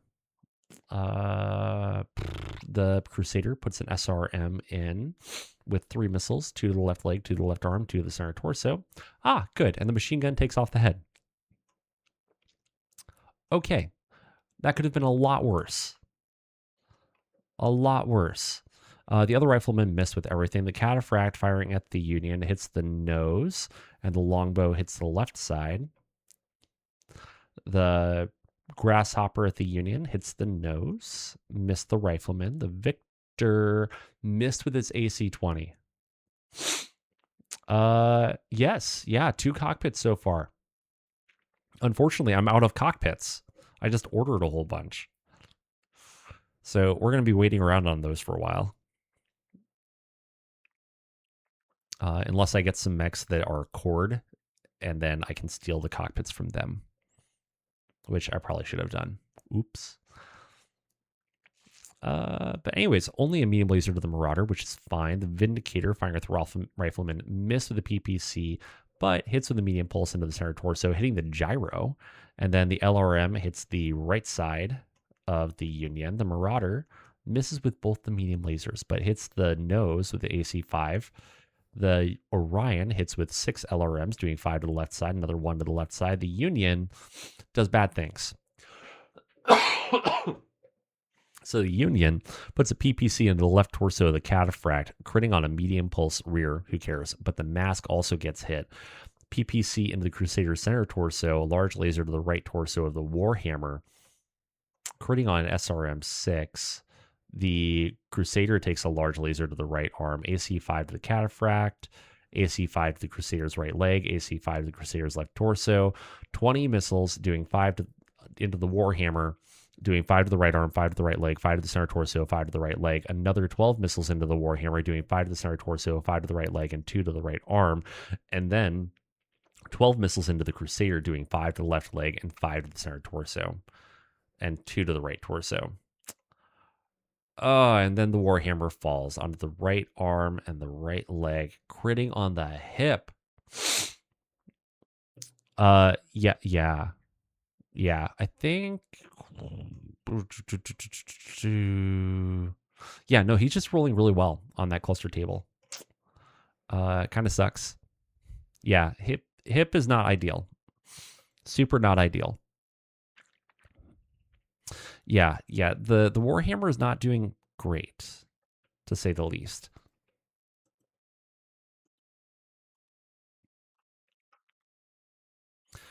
All right, so the Rifleman got kicked in the right leg and then got kicked in the left leg. He took a crit on the foot and the hip. So he also tried to kick, so he has to make 4 rolls, but fell on the first one, critting on the center torso, critting on the engine. Yeah, and he takes a hit. Hopefully he just bails out of that thing, because it's not really sustainable at this point. We win initiative.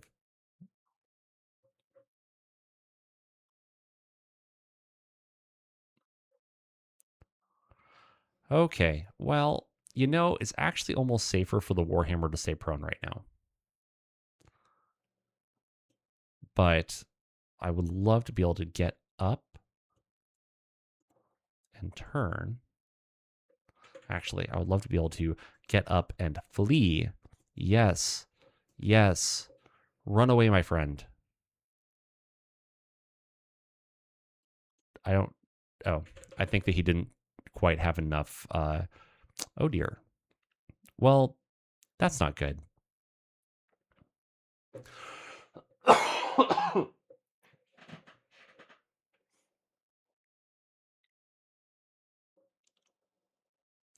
Okay, so...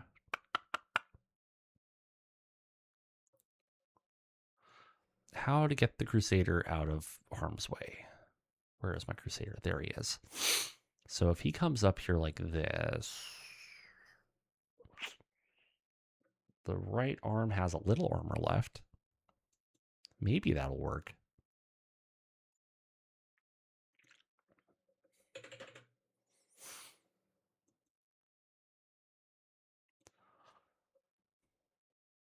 Ah, good. Yes, the rifleman bailed.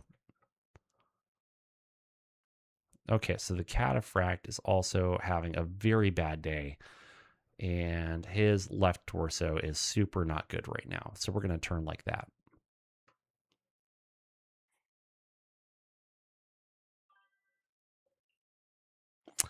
Yeah, yeah, yeah. I'm a little worried about this Warhammer right now because his back is facing the Union.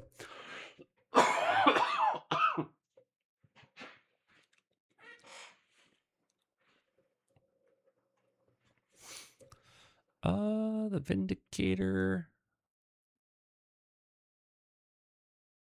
Why don't you go there?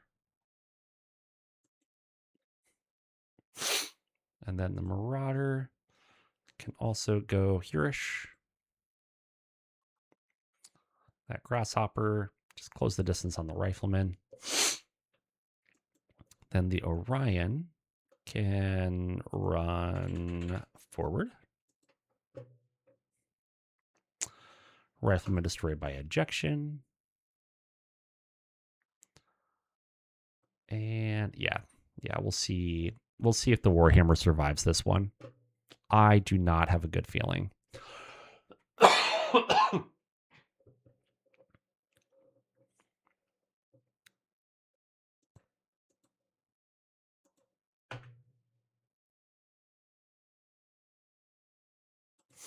So we'll put a PPC towards him. Next up, yeah, we're good on heat. So 1, 2, 3 ERP PCs. And then a large laser. And that'll be it.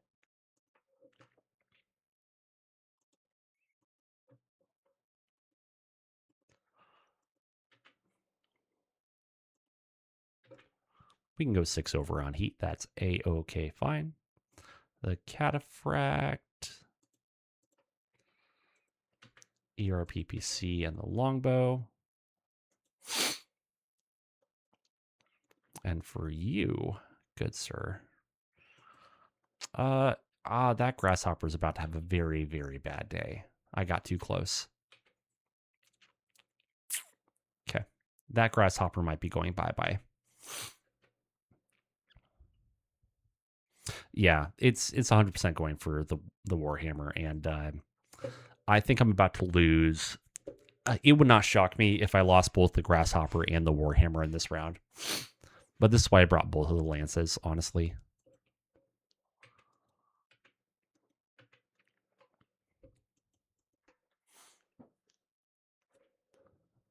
Because especially when you're dealing with a Union, it's just, you know you're in for a bad day. Because it just soaks up so much damage. So a PPC into the Grasshopper's right leg, large laser into the Grasshopper's left arm, a large laser into Guillotine's right arm, AC5 to the Grasshopper's left leg, AC5 to the Grasshopper's center torso, miss with the medium lasers, AC5 to the Marauder's left leg, AC5 to the Marauder's right torso, 9 missiles to the Warhammer, doing 5 to the left arm, 4 to the left leg, 9 into the Warhammer, doing 5 to the rear center torso, and 4 to the right arm. Awesome takes 20 missiles, 4 to the left torso, 4 to the left arm, 4 to the center torso, total of 10 to the center torso, and then another 12 missiles doing 5 to the left torso, 5 to the center torso, and 2 to the right torso. Okay, the Warhammer made it out alive, which is pretty great. The Warhammer hits the nose of the PPC, then Awesome hits the right side, and the nose. Finally, something is below 100 armor. Then a large laser into the aft from the Guillotine. The Crusader hits with all 15 of its LRMs, doing 15 to the right side, and then also hits with 5 from the other LRM into the aft. The Cataphract hits with the ERPPC to the left side, and the Longbow hits the aft. The Grasshopper hits the Rifleman in the left arm with a medium laser, center torso with a medium laser. Ooh, a through armor crit with the ER large into the center torso, critting on the gyro. Then the streak goes into the right torso and the right arm. Yes, I am 100% grateful that it is not currently just spewing mechs from every orifice. The Rifleman firing at the Warhammer hits the right arm, critting on the shoulder. This Warhammer is going to need a lot of love. The Vindicator hits with an ERPPC to the left side and LRM into the right side. Marauder hits PPC to the right side, another PPC to the right side. That right side is finally hurting. And then AC5 to the nose. The Orion hits with 12 of its LRMs, doing 5 to the left side, and then a total of 7 to the aft. AC10 hits the left side. And that's it.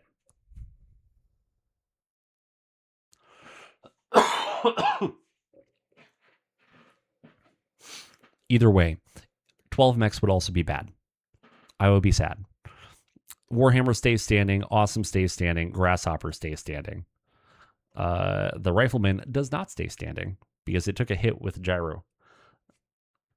So it takes 5 to the rear center torso and 1 to the head. So the pilot takes a hit, and then the pilot takes another hit.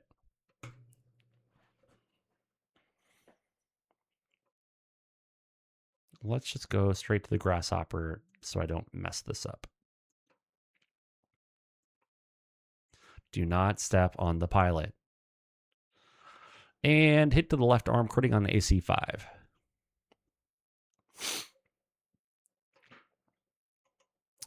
Okay, well, there's that.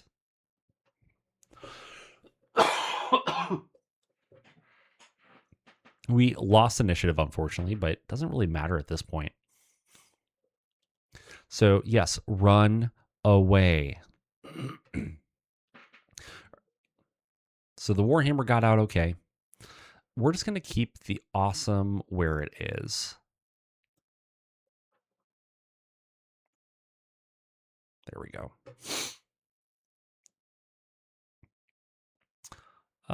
Same thing with the Guillotine, I think. It can just stay where it is.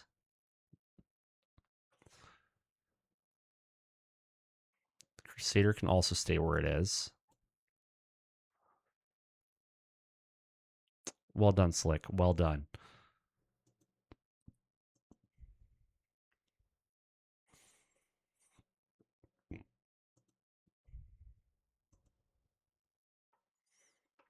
Okay, let's bring the Orion forward.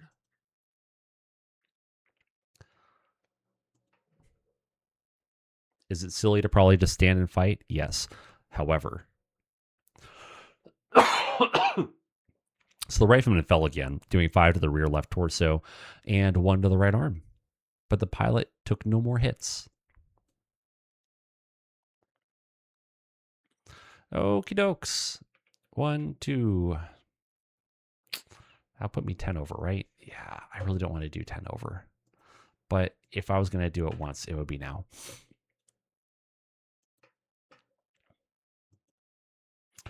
All right, so a large laser and nothing else.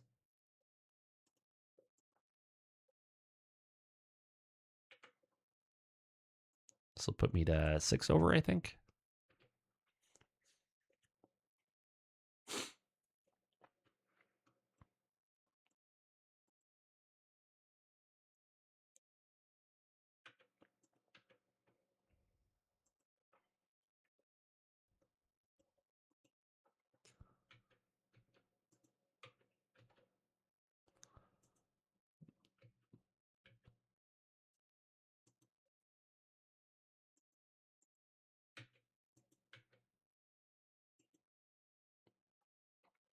Yeah, I really don't want to go 11 over on heat, so we'll just chill.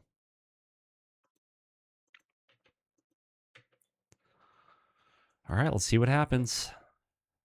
Here's the hoping.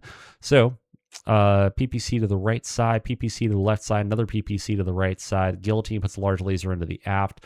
Crusader puts 9 missiles in, doing a total of 9 to the right side. Then another 12 lasers in, doing 5 to the left side and 7 to the nose. The Cataphract puts a PPC into the right side. And then the longbow into the left side. A rifleman missed with everything. The grasshopper does bad things to this rifleman. Destroys the left arm. Blows off the left arm. Crits on the left torso. Just lots of bad stuff happening to him, unfortunately. Then the Vindicator puts a PPC into the aft and then 3 missiles into the nose. The Marauder puts a PPC into the nose and AC5 into the right side. The hits are not with me today. Orion puts 9 missiles into the 5 to the aft, 4 to the left side, and then missed with AC10. Then the Union gets its turn. PPC into the left arm of the Grasshopper, large laser into the left arm of the Grasshopper, critting on a hand, large laser into the Guillotine center torso, AC5 into the Grasshopper's left leg, AC5 into the right torso of the Grasshopper, medium laser to the right torso, medium laser to the right leg, AC5 into the Crusader's right arm.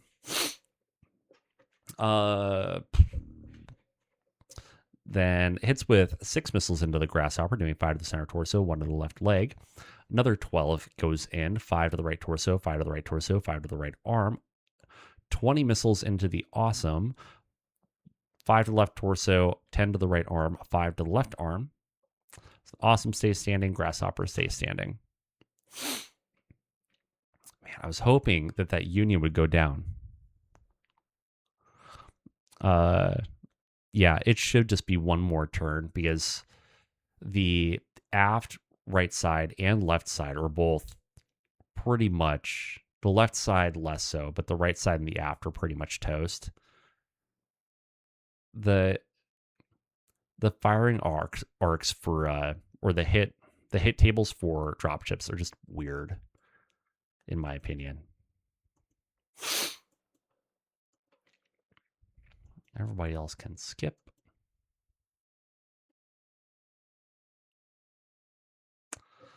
All right, so credit on the engine. He is now minus a left torso and a right arm and maybe a right torso. So he should be ejecting. All right, and we win initiative that time.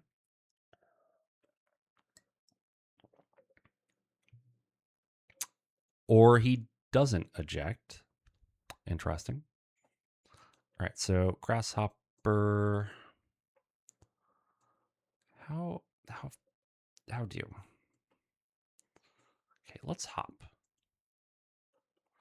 So if we hop and we turn like that, okay, that's what we're doing.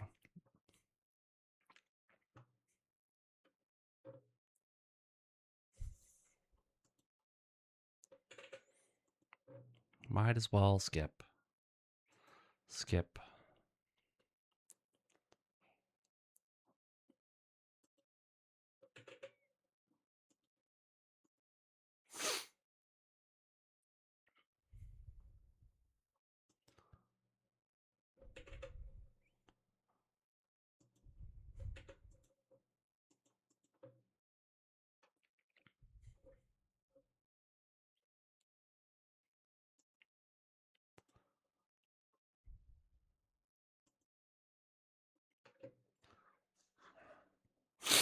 It should be this turn, I would hope.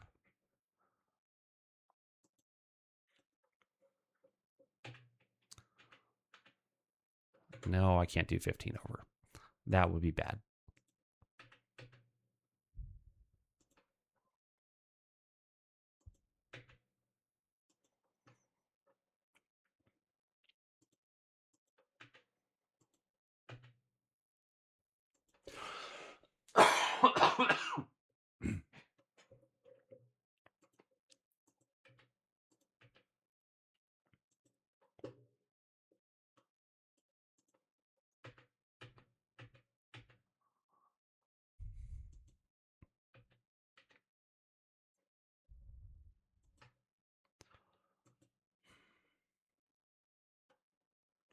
Yeah, and so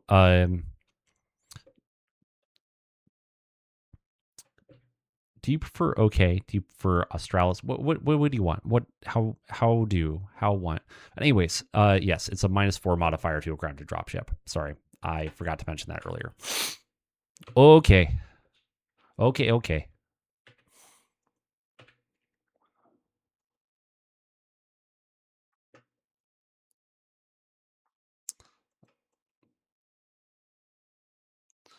All right, let's see what madness happens here. All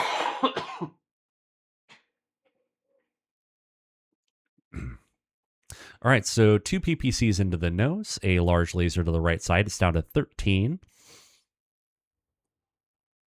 Oh, interesting. Good to know.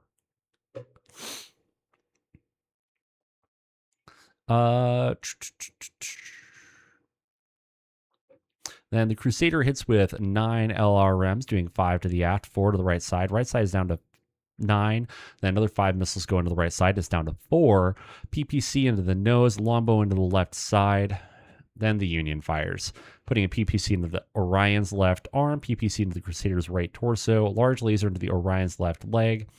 Large laser, missed the guillotine. AC5 to the Orion's left leg. AC5 to the Orion's left leg. AC5 to the Crusader's right torso, then hitting with 16 missiles against the Orion, doing 5 to the right arm, 5 to the right torso, 5 to the right torso, and 1 to the right arm.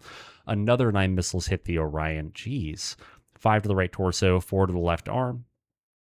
And then only 6 missiles hit the Awesome, doing 5 to the left torso, 1 to the left leg, and 12 more hit, doing 5 to the center torso. It's out of center torso armor.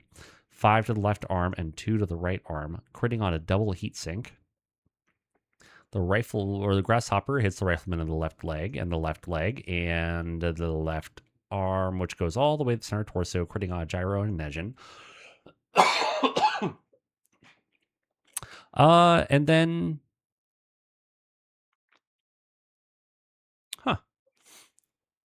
the center torso should still have four internal structure. Neat. It ends with 2 internal structure. Isn't that great? And then the Vindicator hits PPC to the nose. LRM hits 4 to the aft. PPC to the right side. It is down to 8 structural integrity. Right side hit again, down to 3 structural integrity. Right side hit again. The Union is destroyed on round 6. Get me out of here.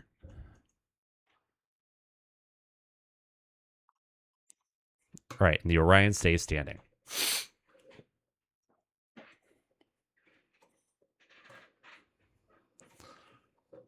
And nobody died.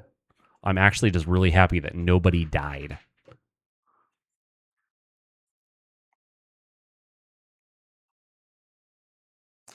And even better, I think all 4 enemy mechs are salvageable.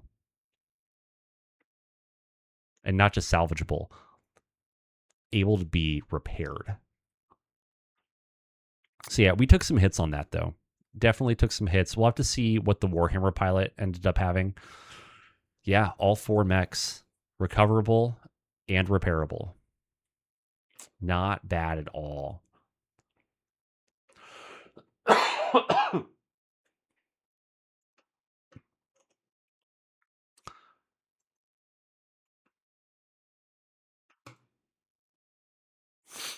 We're going to give this one to the Grasshopper.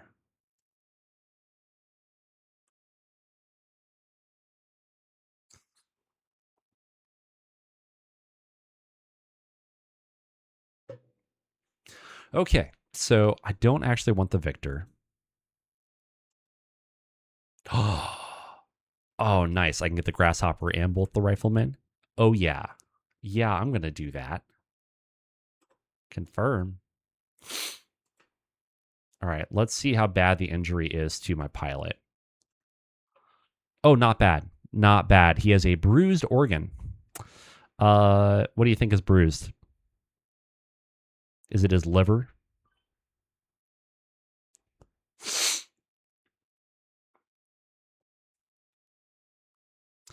I mean, yeah, but these are all repairable. That's the thing.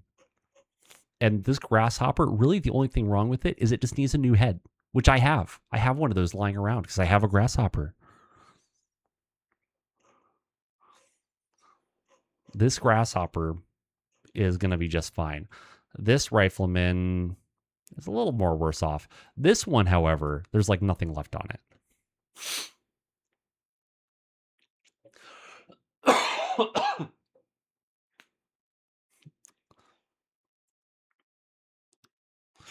But what's also nice, I have not given space battles a shot. They intimidate the crap out of me. Look, I barely play like ground stuff.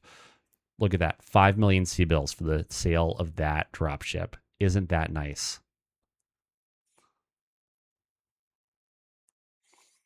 I do shy away a little bit from aerospace.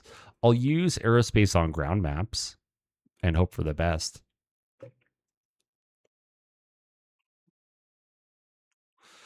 Okay. Well, that was that. Let's get to the end of the month and I'll probably call it a day.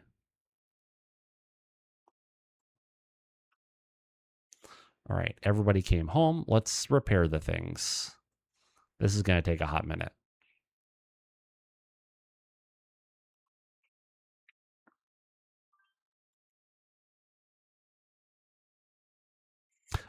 Yeah.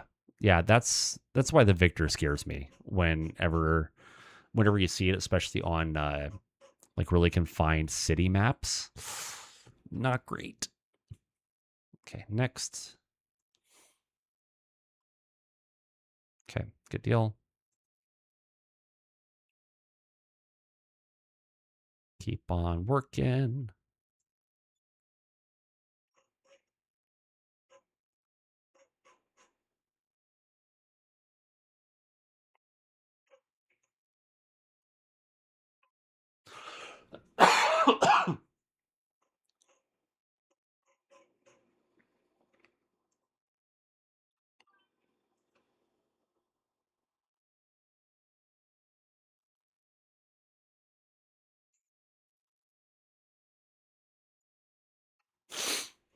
I haven't heard anything else about it, but I also haven't been looking for it.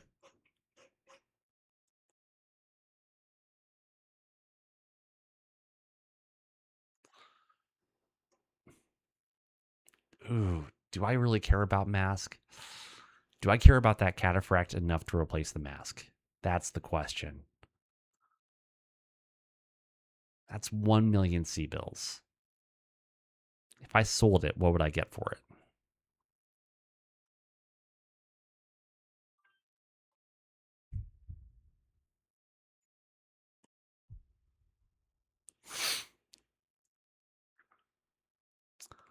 I mean, this bad boy would sell for 8 million C-bills. I'm tempted to just sell the cataphract and get rid of the mask, or sell the cataphract and not worry about the mask, or customize it and just get rid of the mask.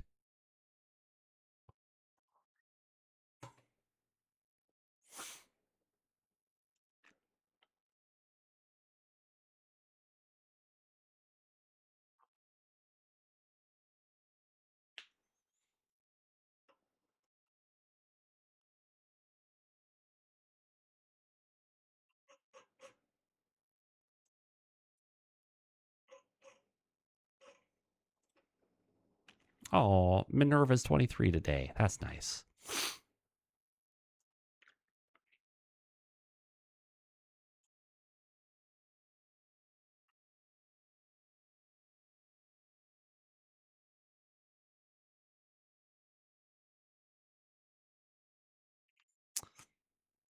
Yeah, a lot of these things I'm just waiting on cockpits now. I've got 4 mechs that I'm waiting on cockpits for.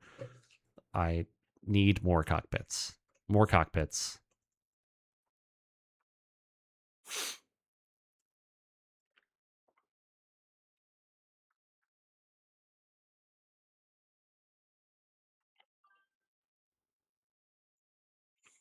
Well, for that one, which one was it? The chameleon, no. What was it? Oh, the catapult doesn't have a cockpit anyways, so I'm not going to worry about it. Same thing with the grasshopper. It doesn't have a cockpit. So I'll worry about it later. The Deadfire will arrive eventually. I might swap it out later anyways. I don't know. I like Deadfire for the added punch, but at the same time, sometimes the reduction in range and the worse hit target numbers isn't quite worth it.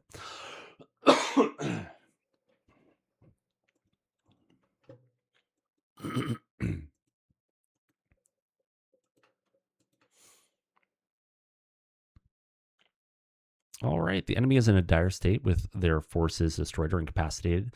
Their ability to fight is compromised and morale is near breaking. Okay. There's a Shtuka.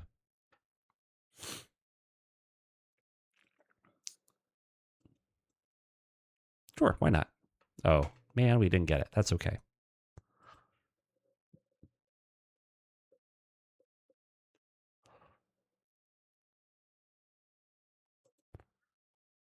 Oh, no. A severe dark secret. But it's not a prisoner. Who cares?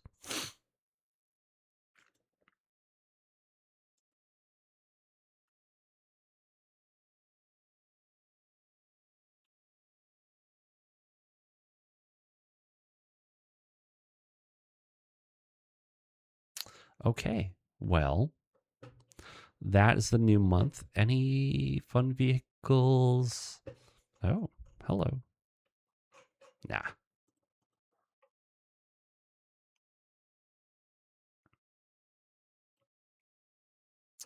Oh, I will go ahead and order a heavy Battletech recovery vehicle, of course.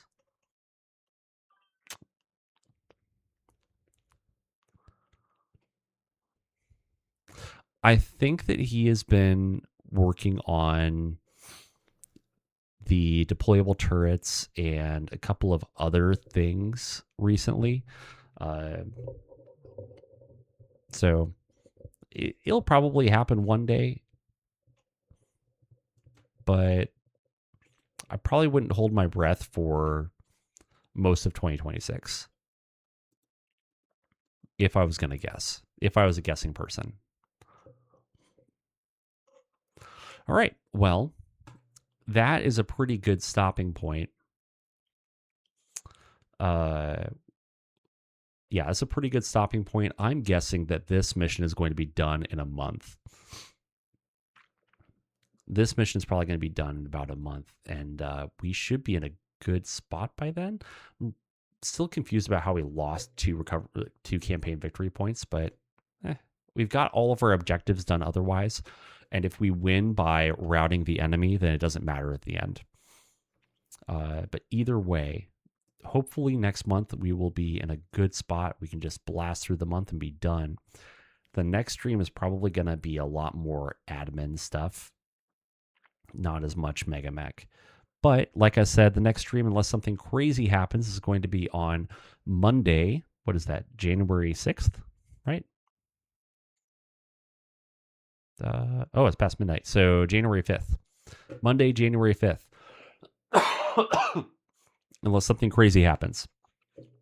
At 8 p.m. Central Time, like normal. It'll probably be a much shorter stream, just like hour and a half, 2 hours or so, and we'll kind of get going. Otherwise, like always, if you've been watching on Twitch and you've been enjoying this and you haven't already, I would really appreciate if you follow the channel. If you are feeling really spicy and you want to subscribe, then I would really appreciate that. It really means a lot every time I get somebody who does that.